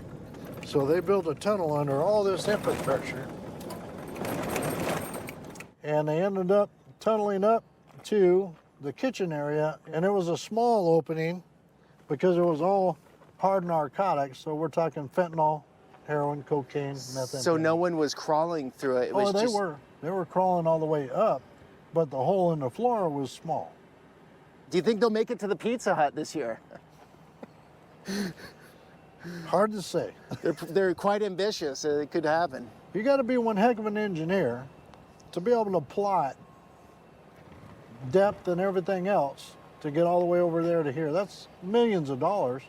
And you see that pinkish style building up there? Yeah. Right across the street was an old postal type business. Not U.S. Postal, but a packaging company. That's where the other tunnel came across, is right up there. So it went underneath all that. He shot this with an iPhone camera, by the way. That's kind of fucking crazy. Look, is that an iPhone camera or is that an actual camera? Am I crazy? That's a GoPro? Packaging company. That's where the other tunnel came across, is right up there. So it went underneath all that up there. So what percentage of tunnels do you think are not getting discovered that are currently in operation? I'm sure there's quite a few. Plenty of them, huh? Yeah. Right now, a big thing for us down here dealing with is drones. What the fuck is this watch, bro? Got like turquoise rocks on it? Like, what the hell? There was a chatter who kept saying, look at his watch, and I didn't even notice it until just now, where he's got some that's like the Ben 10 special. You got the jade on the Rolly. Wait, is that a Rolex? He's got a bust down AP. Audemars with the fucking jade. You ain't got it like that. You got a drone that can carry a few pounds. Fentanyl doesn't weigh much, right? So you can get a big old package of fentanyl, have a drone come across. I'm not even kidding. I have that exact same like jade or whatever that rock is on a fucking bolo tie. Cross, and they're GPS controlled to a certain location. And they'll drop it in a neighborhood, and then they'll fly back. And just so you guys all know, sheriffs can speak openly, unlike most police officers, unlike Customs and Border Protection, they cannot speak on camera, correct? No, Like, they're not going to speak like you do. No, they have to get authorization from, like chiefs of police, they have to get authorization from their council and their city managers. And they're going to speak political speak, double speak. They're not really going to tell the true story because that could jeopardize Yeah, whereas this guy's telling the true story. their employment, whereas sheriffs, you're not accountable to anybody. Is that correct? Is that the story? I'm accountable to the people I work for, and that's the community of Yuma. And one of the very cool things about the United States Dude, is you can American go ride sheriffs along. are Like, so technically, this is insane, a dog. ride along. I go to the sheriff's office, I can fill out paperwork, and I can ride with the sheriff Yeah. to understand what you guys do. And you can do that with your local law enforcement police department too. Oh, yep. You know, and I wouldn't encourage people to do that. I will tell you what, I've got over 100 volunteers that work for my agency. These are folks that are retired, that wanted something to do to give back to their communities. Bro, I love that. Retired racist motherfuckers being like, I will work. Please deputize me, sir. I'm bored. I will do it. What the fuck is a sheriff if they are not police? Yeah, sheriffs are something different. It's weird. That's old school America right there. They're like racist Discord mods? Oh, so you mean just Discord mods?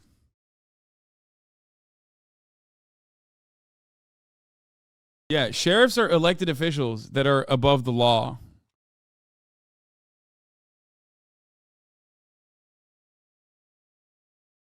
Yeah. Please do a cop ride along stream. Dude, I've done a ride along before. It's fucking awful. We literally got 100 Steven Seagals at the border. Well, remember, on the 3rd season of Steven Seagal's Lawman, Steven Seagal actually does go to Arizona where, you know, he is able to do whatever the fuck he wants other than avoiding the top of the hour ad break. Because no matter where you are, tranquilo, I've been avoiding the top of the hour ad break for 25 years. And if you no longer want to avoid the ads, if you no longer want to see those ads, just like I don't see those ads, all you need to do is subscribe. Which you can do for $5 or for free. With a Twitch Prime. Where mama at? Me want the panani. Me want to avoid the top of the hour ad break. Here's the 3-minute ad. Here's the 3-minute ad break now. Nord Shark Saboteur, thank you for the 5 get to subs, allowing 5 people to no longer see the ads. Where Abuela at? So I have a number of volunteers that go through our academy that are armed, that go out into this desert and do proactive patrols. They work with our search and rescue group. They grab a patrol car and they go out and they help us with neighborhood watch. It's all about being involved in your community.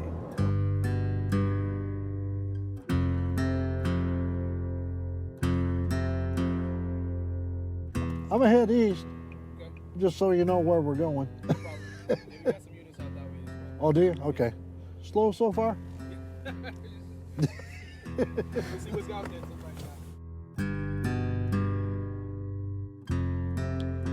You think they background check those volunteers? Bro, do they even background check CBP anymore? What do you mean? So here we go, double fence. Yep. See 2 lights up, right? 2 lights, yeah. I have a friend who's Lebanese. And his brother, back in the day, came back from Iraq. And they literally wouldn't let him be Customs and Border Patrol because he was Lebanese. No, not Austin. Because despite the fact that he was in Iraq, his Lebanese background, he was worried that like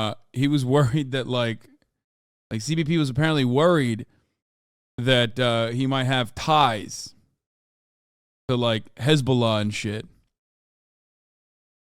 which is incredible because now CBP literally hires everyone. But luckily, their racism actually helped him because he realized that shit was totally fucked. Like, he could have gone down a very, very, very different path. Not Hezbollah like the fighter, Hezbollah. My dad is 100% Shia Lebanese and he's been chewed up and spit out by the American system. The rest of these didn't get put up with the cameras because this administration stopped it. Now you have this, Highway 2, and this, no gate.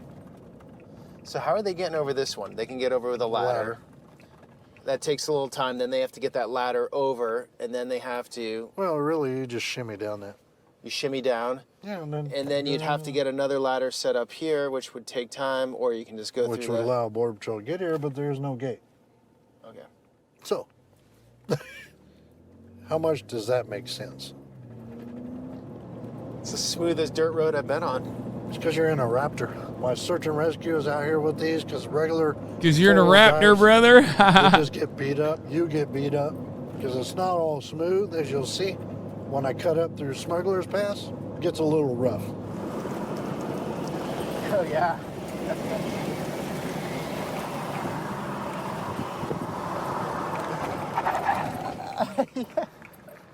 That was for you. This is a well-known area where individuals are brought up because you can cross right here. So here we have the trail going right up, and this is the border. When they get to the U.S. side here, this is pretty tough going, huh? There's nothing over here. It's 2 to 3 days walking directly north from here to get to any kind of civilization. And unfortunately, this is where we end up with people dying, is because they've been led to believe that it's only a little ways. You don't have to carry a lot. You don't have to have a lot of food, a lot of water. And you're going through a bombing range. This is where the military trains, and they do live fire. There's a lot of unexploded ordnance and everything else that's out here. So the cartels have already got their money. When they get the people, the migrants to here, they've... Last year, there was a sewage leak at the Rio Grande, and we literally dumped gallon of raw sewage into Mexico for months. You could smell it driving by. That border fence looks like shit. Hey, chill. Yeah. CBP's doctor, your friend dodged a bullet? Yeah, no, for sure. He recognizes that as well. He's like, thank God their fucking racist-ass behavior stopped me from joining when I needed a job. Who knows what he would have become.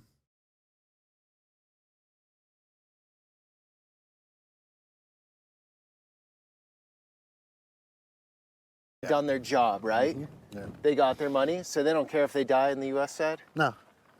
It's a commodity. It's not a human life. So you're Are saying... those people up here? Those are people. Where? Right here. Oh, jeez.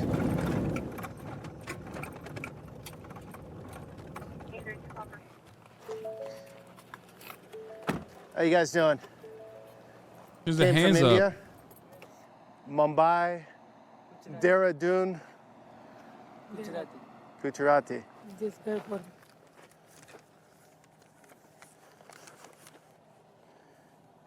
Chicago. That's where you're going? Chicago? What'd you do in India? Congress leader, Congress party's worker. Congress Party worker, okay. You fly into Mexicali? No, Mexico. No, fly. Were they on a bus? Were you on a bus? Yeah, my wife. With a group of 9 from India. Yeah, that's fucking Well, weird. I wonder if there was a smuggler who was supposed to pick them up out there, but it might be. that's kind of strange. I wonder if it's because they extended Title 42, but India is not a Title 42 nation. No, it's not. They're Title 8, so I don't know why they came in through here. Usually they're down by the river. Maybe they paid the wrong people. Well.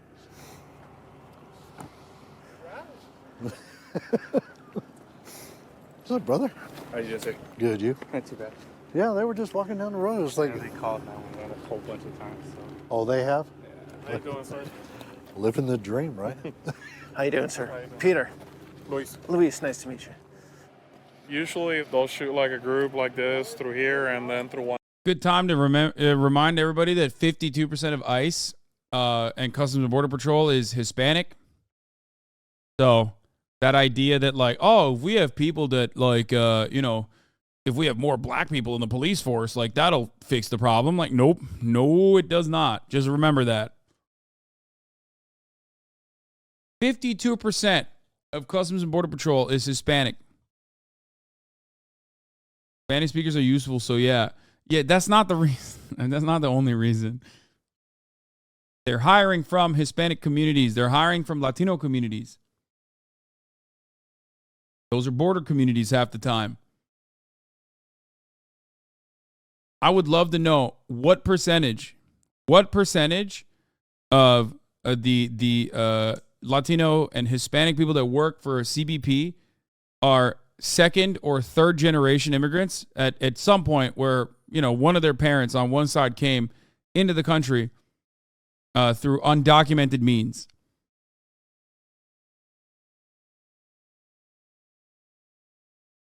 Job is a job, man. Dude, it's the fucking worst job. Get the fuck out of here.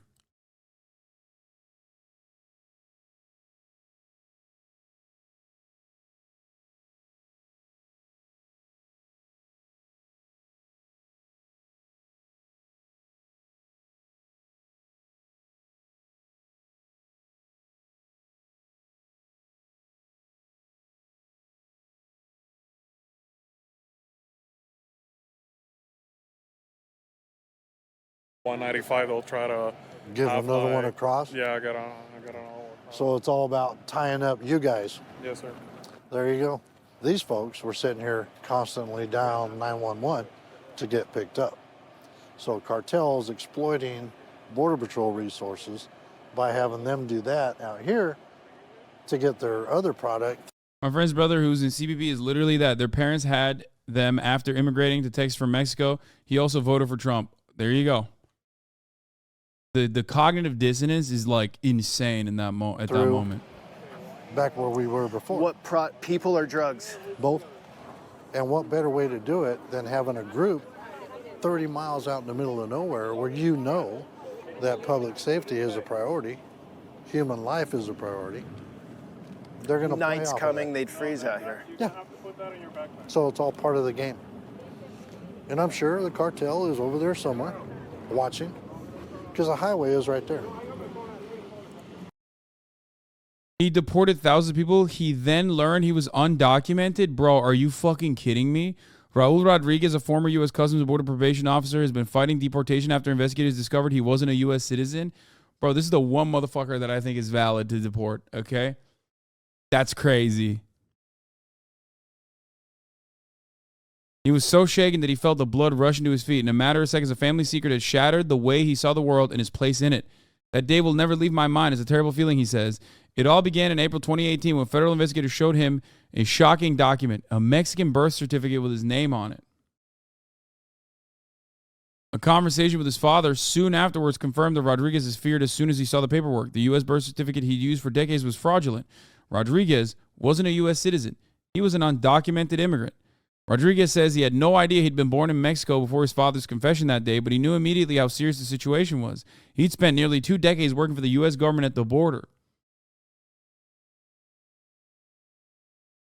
By his estimates, he'd helped deport thousands of people while working for the U.S. Customs and Border Patrol, and before that, the Immigration Naturalization Service. Like, this dude was in the INS. Like, he's got years and years, motherfucker. He's got years in this shit. Because remember, the Department of Homeland Security is like, post 9/11. INS used to be, what ICE was. ICE is a new thing. INS is pre 9/11.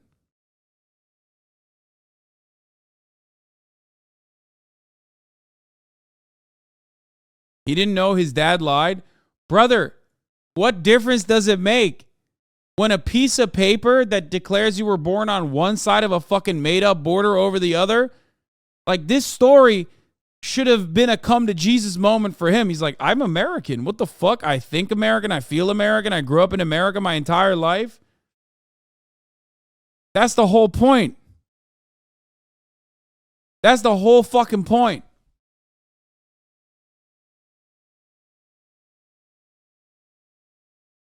He's so fucking American.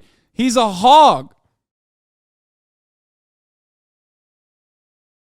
Yeah, he's got burger brain. He's got burger on the mind. So much burger on the mind that he's deporting other motherfuckers that look like him.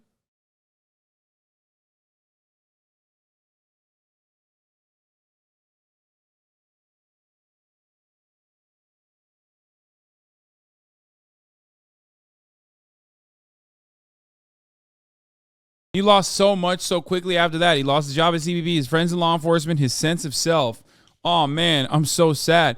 He hasn't seen his father since that day in April 2018, and he never wants to speak with him again. Bro, he's like, I hate you, Dad, because you're undocumented. He's like, fuck you, Dad.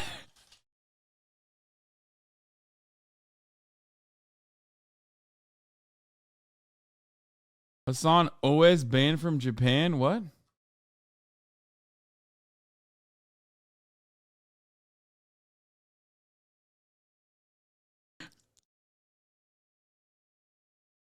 Like, hey, dumbass. Wait, why is Austin Ox banned from Japan? What the fuck happened?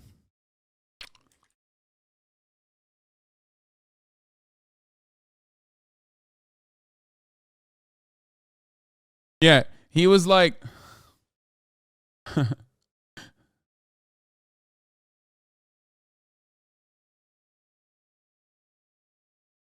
are you saying that? Okay, whatever. Yeah, he was like, before you deport me,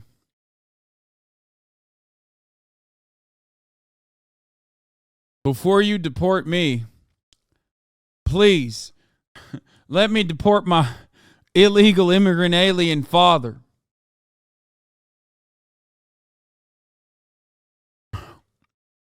Let me do one last good thing for this goddamn country that gave me everything.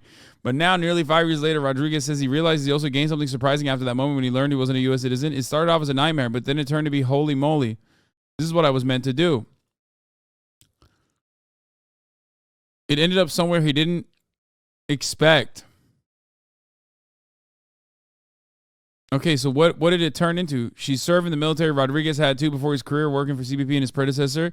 He served from 92 to 97 and was stationed in San Diego. Anyone who served in the military, Vegas says, knows what it's like to have follow orders, put your personal feelings aside.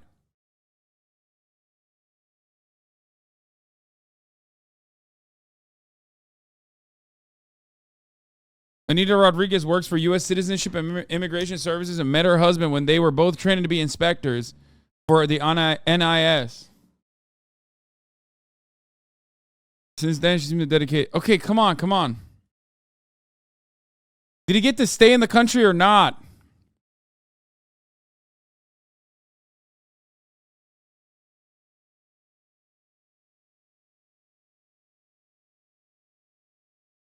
Oh, wait. Oh, he's one of those, I support the deported veterans. He switched teams and became the best damn coyote.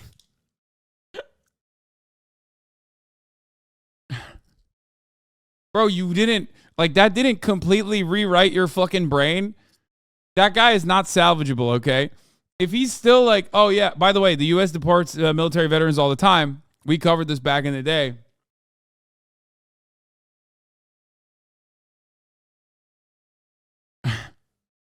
But this motherfucker literally wasn't like, oh yeah, this immigration stuff is like completely fucked. He was like, no, just for military veterans. They do? Yes. Yes. Undocumented immigrants that serve this country, okay, oftentimes are lied to. Yeah, advocacy work helping deported veterans and veterans at risk of deportation as vice president of the Repatriate Our Patriots. Like, that's a real group. She'd seen firsthand how cruel and confusing the U.S. immigration system can be, but this was unlike any story she'd heard before. I mean, that person is good. Diane Vega is a good person. Yeah, there was a Vice documentary, Used and Deported. Is that what it was called?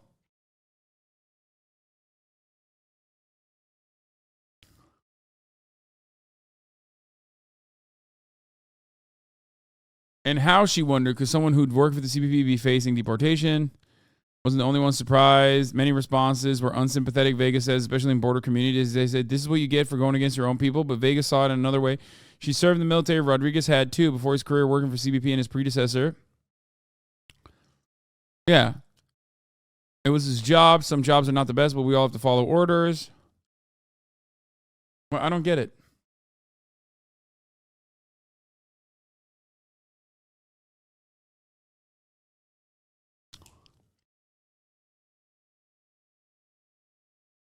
Yo, man, if you have so many issues with the U.S., why not live in the Nordic, Scandinavian, EU countries? First of all, it's not so easy. Secondly, I don't want to because I still love America. And lastly, just because America has so many fucking issues does not mean we shouldn't just we should just move away. Like, that's crazy. If you love something, you want to make sure you can change it for the better. I never understand this kind of take. It's like, just move, lol. Like, okay, well, it's still hard. Even for someone of my financial status, it's still like a very difficult thing to uproot yourself, which is why it's something that like I haven't really talked about because now we are officially in my 10th or not 10th, in my 10th year of living in Los Angeles, but in my 14th year of living in the United States of America. I've been here for 14 years. Okay? In the next 4 years, I will have officially lived half of my life in Turkey and half of my life in the States. And as time passes by, and it's been 10 years since I moved to California, and as time passes by, I often forget how difficult it is, even for someone of my background, someone with my level of like knowledge over the English language, my command over the English language, how, scary of a process it is to just like leave everything behind and move to a totally different fucking country. So it is unimaginable. Like, you cannot comprehend how fucking difficult it is for these people who barely speak English to just leave everything behind and in much more dire financial circumstances. Like, it's just crazy. Like, I used to talk about this all the time, but it's like, what all you did was just be born on this soil and you take it for granted. These motherfuckers fought hard to be here. And American piece of shit hogs literally make it seem, also you were literally born here. Exactly. I'm a fucking anchor baby, dog. And the reason why I'm an anchor baby, because my parents were affluent enough. You understand?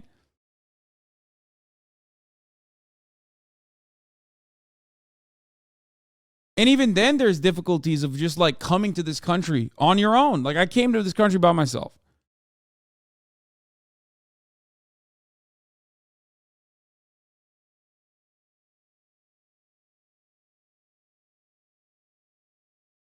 So it's unimaginable how difficult it is to come in here with and be in like immigration limbo.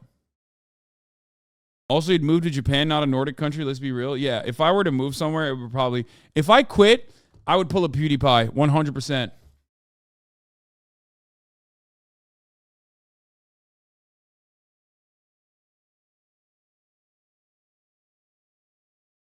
No, not like pull a PewDiePie on the bridge. Pull a new PewDiePie. Move to Japan.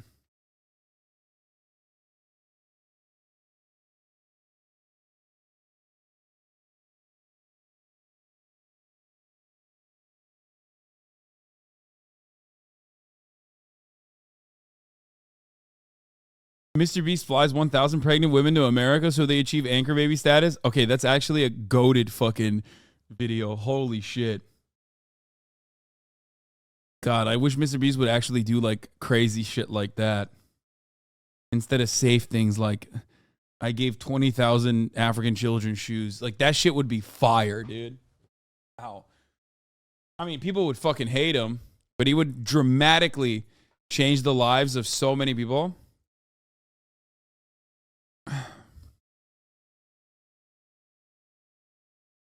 You should do it. Bro, you think I have? Brother, Chatter's like, hey, put all of your net worth, put literally every dollar you have to like chartering a private jet so you can avoid immigration laws. Like Mr. Beast has the power to be able to maybe do something like that. I don't think I can't. Mr. Beast does actually white replacement. Yeah, that'd be so sick. You would have to do it with like you would literally have to do it with like a private jet or something.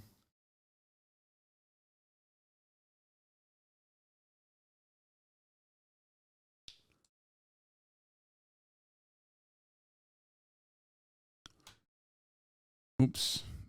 Fuck.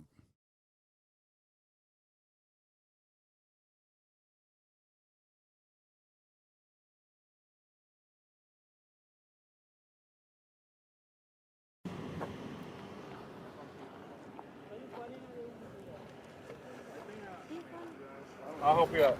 Look, so you do it all. Pull this one out, go like this, see? There you go, pull the other one out.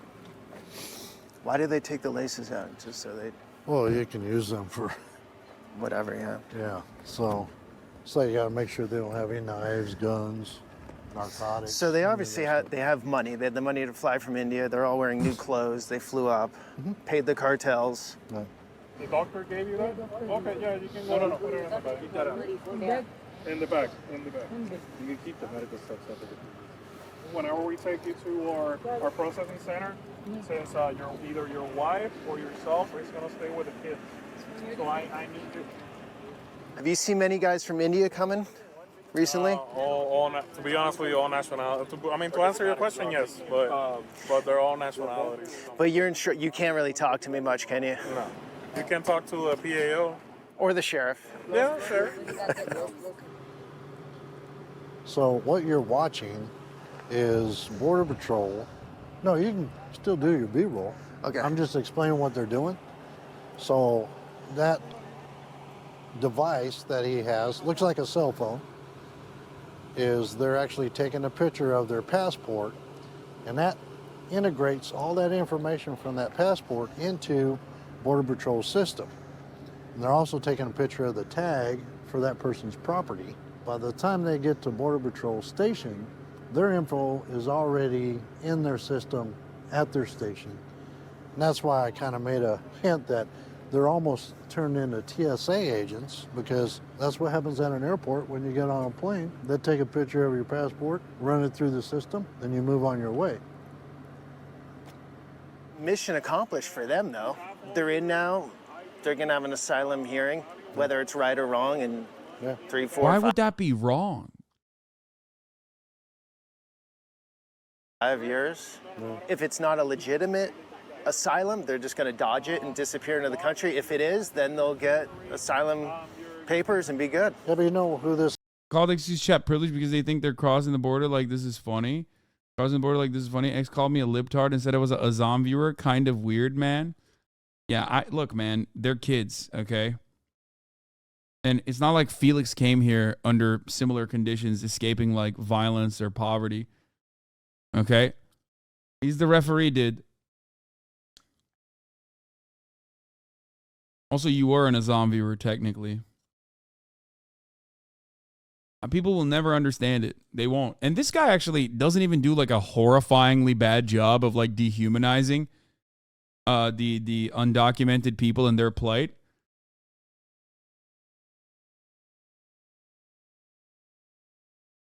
What? Even XQ knows how shitty the immigration process is. Live soon, doing visa stuff and a billion of paperwork. This is the most stressful week of the year. I also told Chad that a majority go back to court, and they said, sure they do. I also told Chad that a majority go back to court, and they said, sure they do. Wait, but they do. The numbers are like it's incredibly rare for them not to appear in court. It is not even like it's like 98%.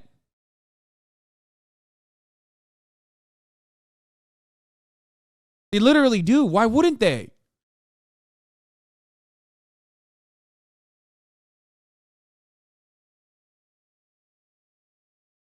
Most of the circumstance,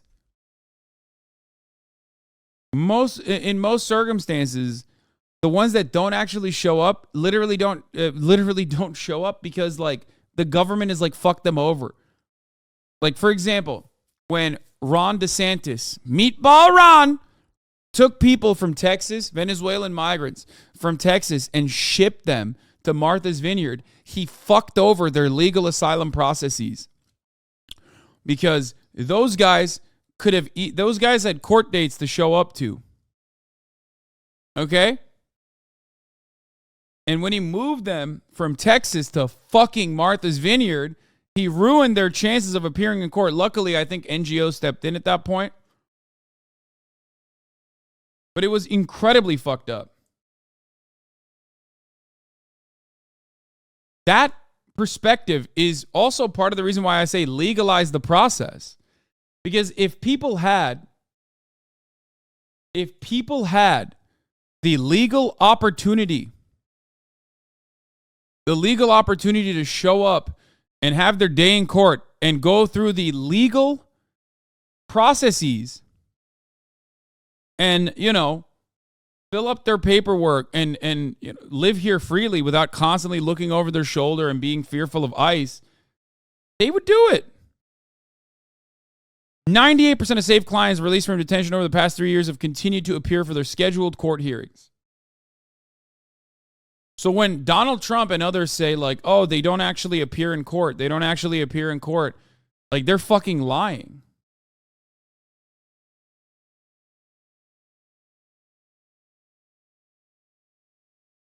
Yeah, it's true. And guess what? Sometimes ICE will sometimes just be there in court waiting on people. Happened to my dad. Oh, they do so much awful shit. They do so much awful shit. They do worse shit than that. Remember what they originally did when they apprehended kids at the border? Under Donald Trump, when ICE apprehended kids at the border, they would put them in child slave facilities, you know, like the child facilities. And then they would call up their immediate family members and they would wait for their immediate family members to come in and try to get them so that they could arrest their immediate family members under the suspicion that they're probably also undocumented. Like, they set up children as a fucking trap, dude. Think about how unimaginably fucked that is.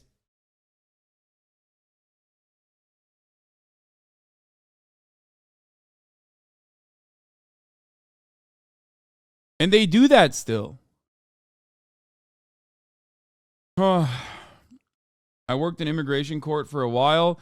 The process is called rolling, and it begins the process to eventually get to seek citizenship / temporary status here in the U.S. This is more to verify that they say who they are and not cartel members or gang members from another country. You're very right, and they always appear on court on time. Yeah. In spite of the language barrier, too.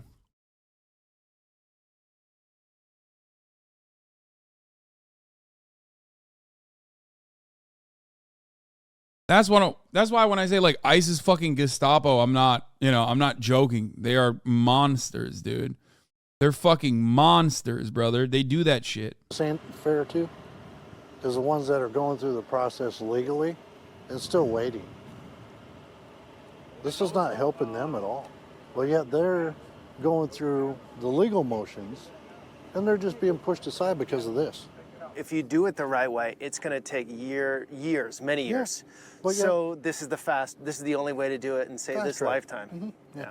And this is what's never explained, is that they'll have sort of a temporary status until the asylum court hearing date, which is going to be years out. Right. If it's not a legitimate claim, which most of them aren't, over 70% aren't, then they're not going to show up. Right. And they're going to be in the United States sort of in this in-between status forever, like actually an illegal status. Yeah.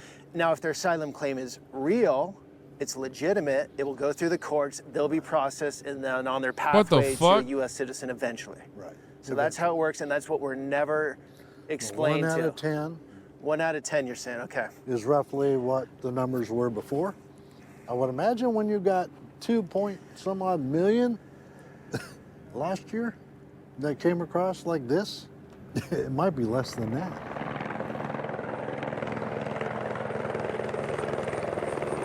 because the customs helicopter. That was a lie.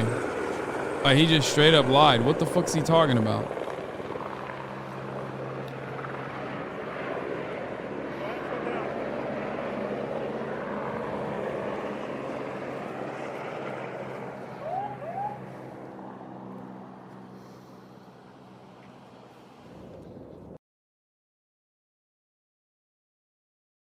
Dan Crenshaw says about 80 to 90% of people seeking asylum do not have a valid claim. That's fucking completely, that is a complete fabrication. It is not true. Yeah, it's completely false. It's 80 to 90% of those who don't want to, Dan Crenshaw said 80 to 90% of those do not have a valid claim. It's 20 to 30% of asylum requests that have been granted annually since 2009, but experts said that does not mean the remaining 70 to 80% of cases are invalid. There are many reasons why an asylum case might otherwise be dismissed or closed. Like, for example, when they tighten up the fucking restrictions, like fleeing sexual violence used to be a valid case. Okay? It's completely in the eyes of whoever the fuck has decided it's no longer a valid reason. So under the Trump administration, if, for example, Title 42 got into place, when Title 42 was established, 100% of asylum seekers that could have a valid reason to seek asylum in the United States of America were declared, invalid.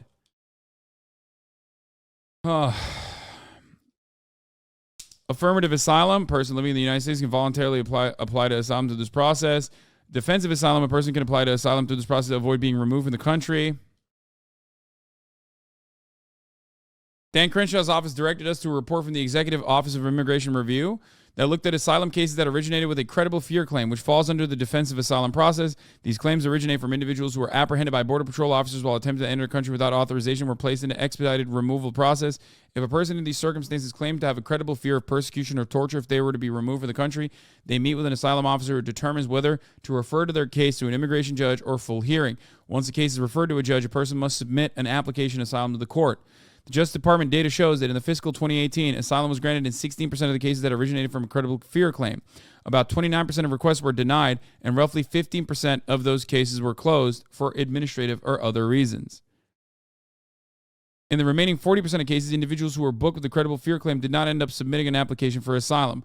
While just 16% of these cases resulted in asylum being granted, experts say there are many reasons why cases might be closed or requests might be denied, regardless of the merits of the claim.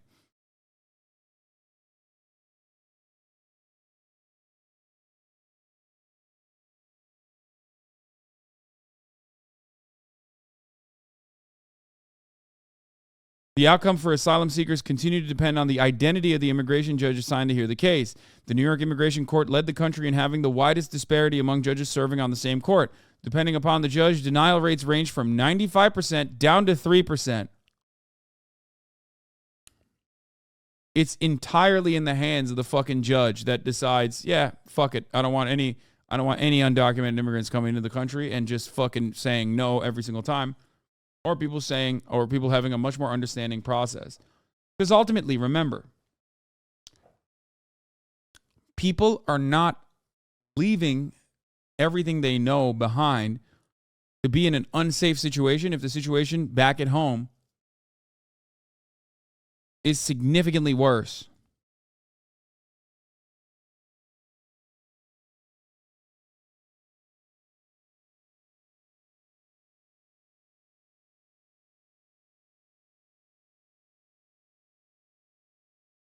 Pierce said this group could include individuals who applied for other benefits before an immigration court at the same time they sought asylum and were granted those other benefits instead, in the 15% of cases that were closed for unspecified reasons.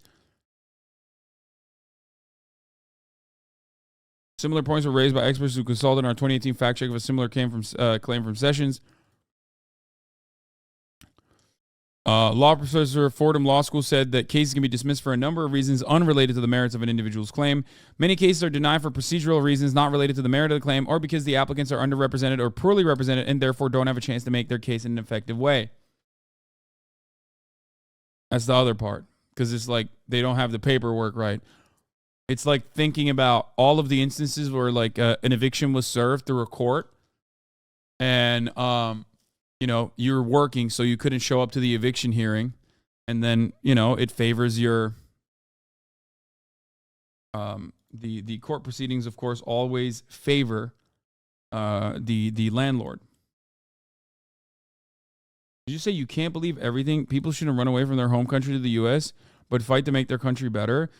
Oh my God, I hate you so much, dude. You don't understand how fucking how like violently stupid you are. Jesus Christ, dude. Easy for you to say, you dumb shit. You fucking living in Iowa cocksucking motherfucker. You don't know anything. Shut the fuck up. Just fix your country, forehead, he says. This is like literally just this is stupider than fucking people being like, just buy a house if you're homeless. Like, this is that on like an additional layer. How about you fix America? Can you fix America?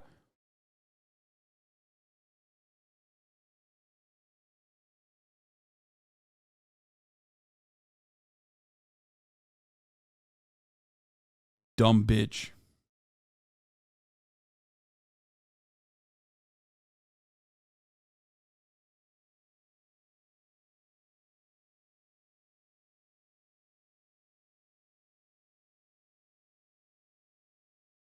Imagine saying that when like America is also like most. Also, they got fucked by America in their country. They're trying to make it to the Imperial Court. Exactly. That's the other hilarious part about this, because it's like, dude, why don't you fix the country that we fucked? You know what I mean?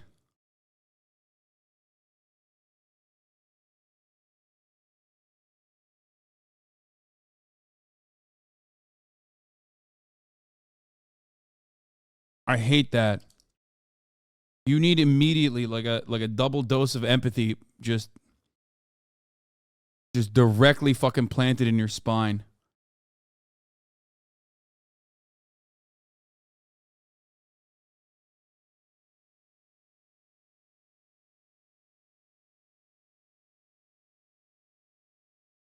What's wrong with fighting for your country? He said. That's not the point, you idiot.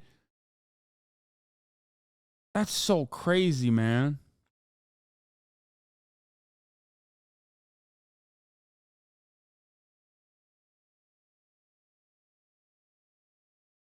That's why we made America, that exact reason.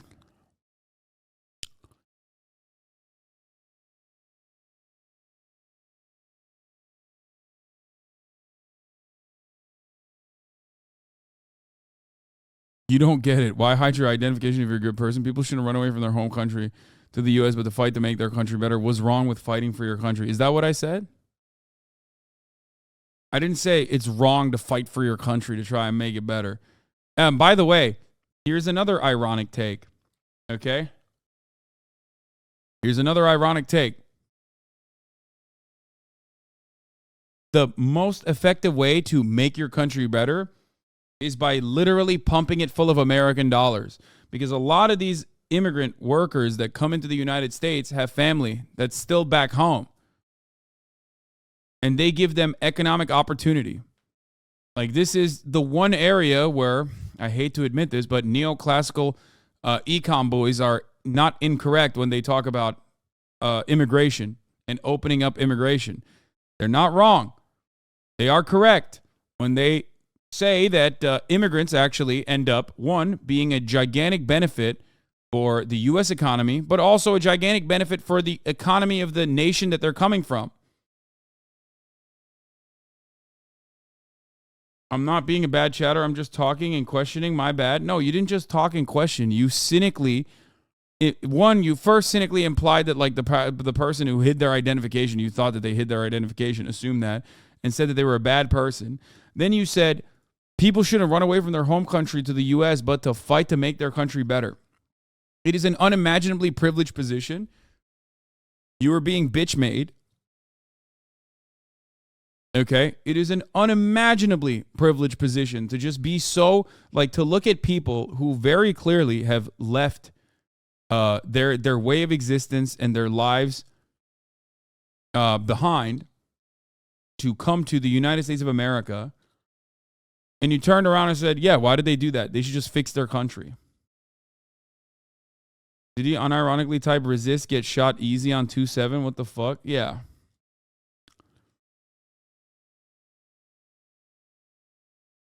Where? Didn't he create inflation by giving out free money only for people who rely on government aid? What about helping the working class? Vice presidents like clap. Resist, get shot easy. Tell people what they want to hear. They're so dumb they believe it. He's probably talking about fucking Ashley Babbitt, by the way. Or some shit. I don't know. Or wait, is he? You think he's talking about fucking? What were we talking about? Even then, it's a yikes. But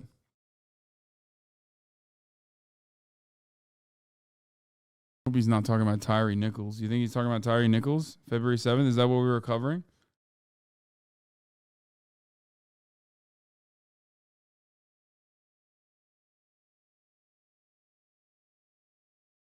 I'm sure you guys sitting at home, never leaving your computers, knows more than the man who lives it every day. I mean, I'm not an undocumented immigrant, but I can tell you that as someone who is a, legal first generation natural born U.S. citizen, an anchor baby, even for me to come to the United States of America, I know more about not just the immigration process, but like not the immigration process necessarily, but the difficulties of just like literally uprooting yourself. And I am profoundly fortunate in comparison to those people. Okay? So I do know more about this, at least one aspect of this, than you do, certainly, and certainly that fucking hog does.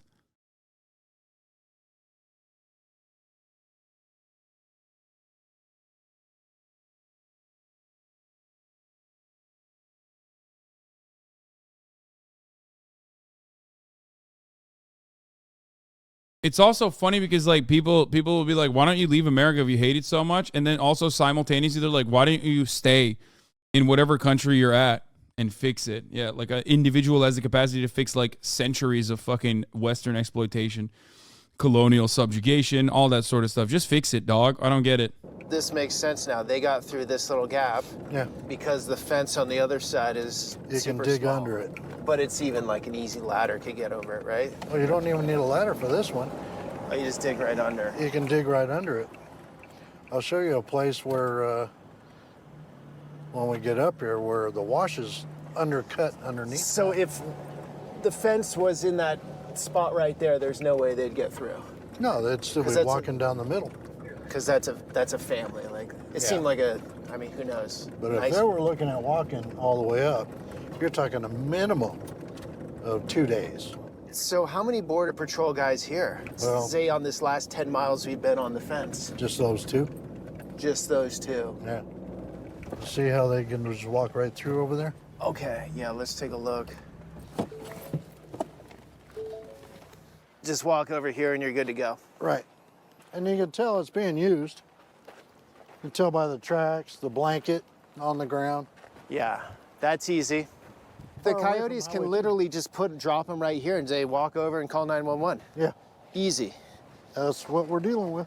That's why the kids' shoes were wider and cleaner than mine. Yeah.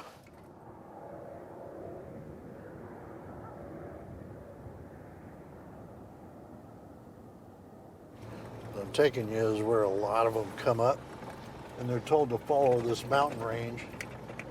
Oh, look at the fence going up the mountain there. Yeah.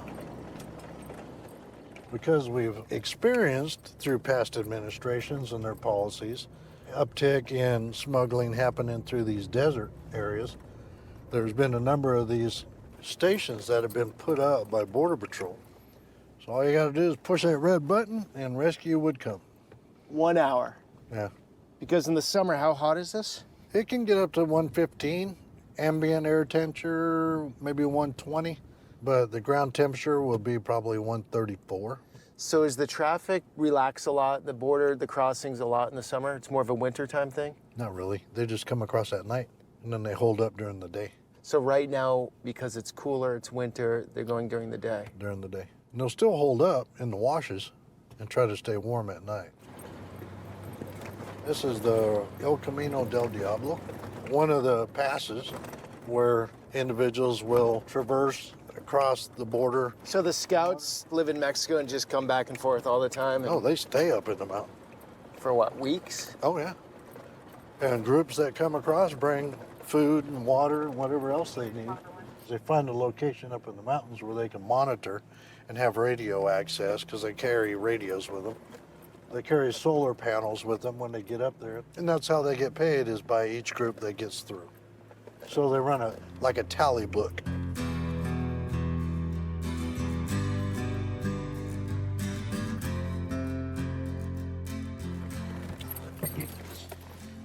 All right, guys, it's almost the end of the daylight hours. Unfortunately, we didn't get back into Yuma. That was the goal, right? To show the hospital? It was. Well, for you it was. Okay. I mean, anybody can shoot a hospital. Okay, the story of the hospital, though. You had something to say. Well, when you look at the ancillary impacts that a community has, part of that is the fact that Yuma County, 310,000 people came through here, give-ups. So we have one hospital that services all of Yuma County.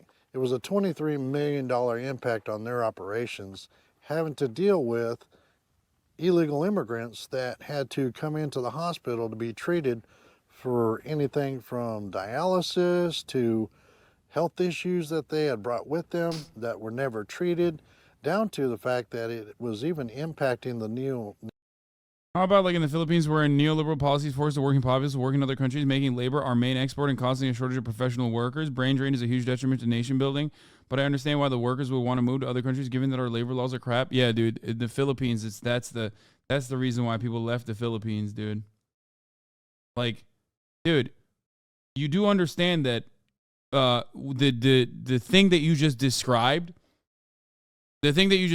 is literally also almost identical to the reason why people in fucking Honduras and Guatemala are leaving to come to the United States.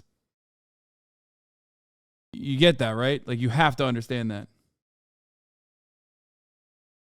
My point always is nobody's going to want to fucking leave their home nation if their home nation is not in a desolate condition, robbed by imperial superpowers historically. Like, destabilization and having no opportunities are the reasons why people engage in the brain drain. Like, you think Filipinos want to fucking work on cruise ships their whole lives? Like, no, they just have no opportunity.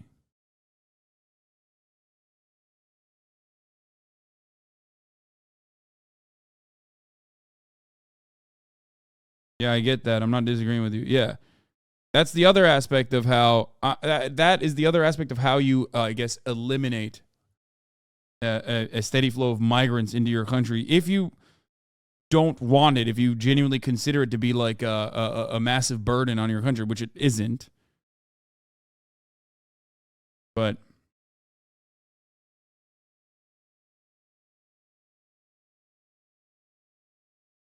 all the Filipinos in my WoW guild farm gold. They give us a discount and for guild members. Yeah.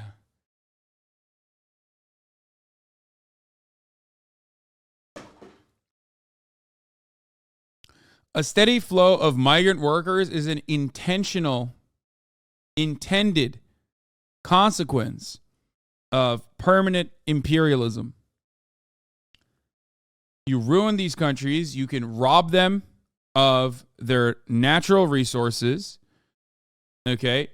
You can debt trap them through the IMF and set conditions for how they can use the money that you loan them when they're desperate. Then turn around and engage in brain drain, where you pick and choose their top candidates in their labor force, while simultaneously, using the rest of the labor force to your will, to do your bidding at a massively, massively lower price, outsourcing the manufacturing that you otherwise were working on domestically.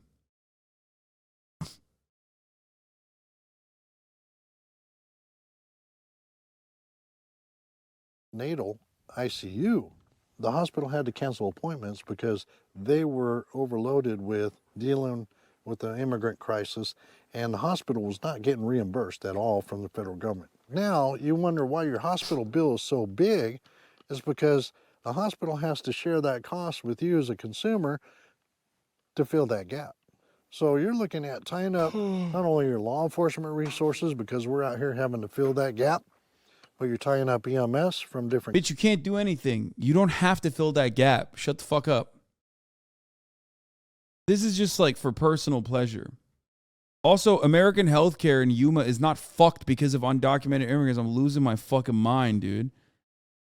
Like, what an insane approach. What an absolutely psychotic way to look at this situation.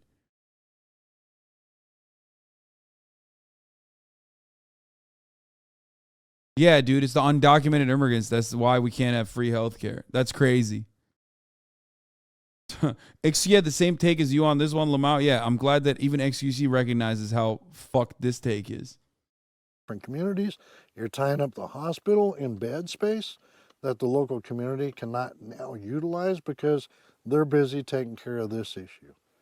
And with the federal government saying that it's their responsibility, well, you know, put away your personal and political rhetoric and your innuendos, get down to business, pay your bills. I'm average eating about 1.2 million a year in housing illegals that have committed state crimes and get reimbursed 5 cents on the dollar. Okay, so Yuma County has to eat that cost. Every citizen in Yuma has to eat that cost. Remember, every one of these persons that are coming in and impacting our resources are now going into the interior of the United States. They're coming to your neighborhood, they're coming to your county, and it's going to be, it's no longer a border crisis, it's a nation crisis. It's definitely a crisis. It is. That's the feel down here. Well, Sheriff, thank you. Pleasure. That was awesome. I'm going to finish this video on the top of these rocks. Well, you have fun. If you fall, I might catch you. I'll be back in 2 minutes. Okay. There's a radio up here. A handheld radio? Handheld with an antenna and a solar panel. Oh, hang on. We have Buckeye cameras out here, so it might be a repeater for it. Yeah. That's one of your camera? Yeah, it's not a radio, it's a repeater. All right, guys, want to close on a few final thoughts here. That was an absolutely unbelievable, just bizarre, crazy experience today. And I can't even capture it in words or through the camera. Obviously, this is a super political topic. It has been forever. It's been used as leverage by each party. But no matter where you stand on this thing, it is a humanitarian crisis. It is very serious. It is unsustainable. I can definitely say that. And even if, say, you're the most pro-open border person in the world, where there should be no borders and everyone should be everywhere, you'd be horrified by the sex trafficking, by the power of the cartel. It's absolutely dysfunctional what's going on here at this border. So today was just one piece. Loved it. Loved that we looked at this entire situation and we didn't go, hey, man, we should just do... we should just like ease this process, legalize it. Don't fly this hacker leak Republican emails praying that you see this.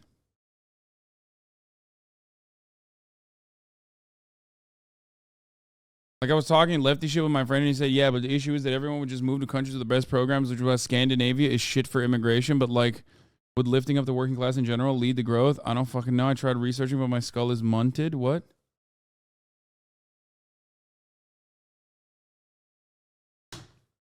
Joe Rogan before he had COVID?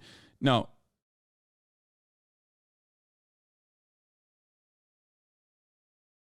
Listen.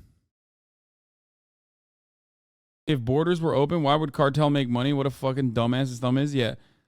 Don't look at the comments of this video as a nightmare. Yeah, I know. It's like, this is perhaps one of the most like, one of the more humane ways of looking at immigrants in general, because like, you're just kind of like putting a camera on them, which is weird in and of itself, but like, it does feel like it's still, like it shows the human side of immigrants. And yet the takeaway is still like, oh man, it's because the borders are open that it's a problem.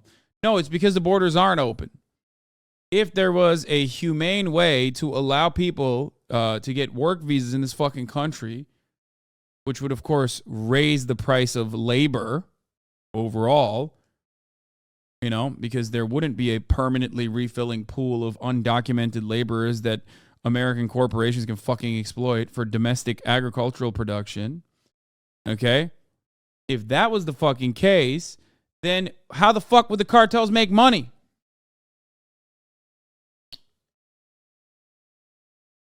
Peek in. I get it. There are many perspectives.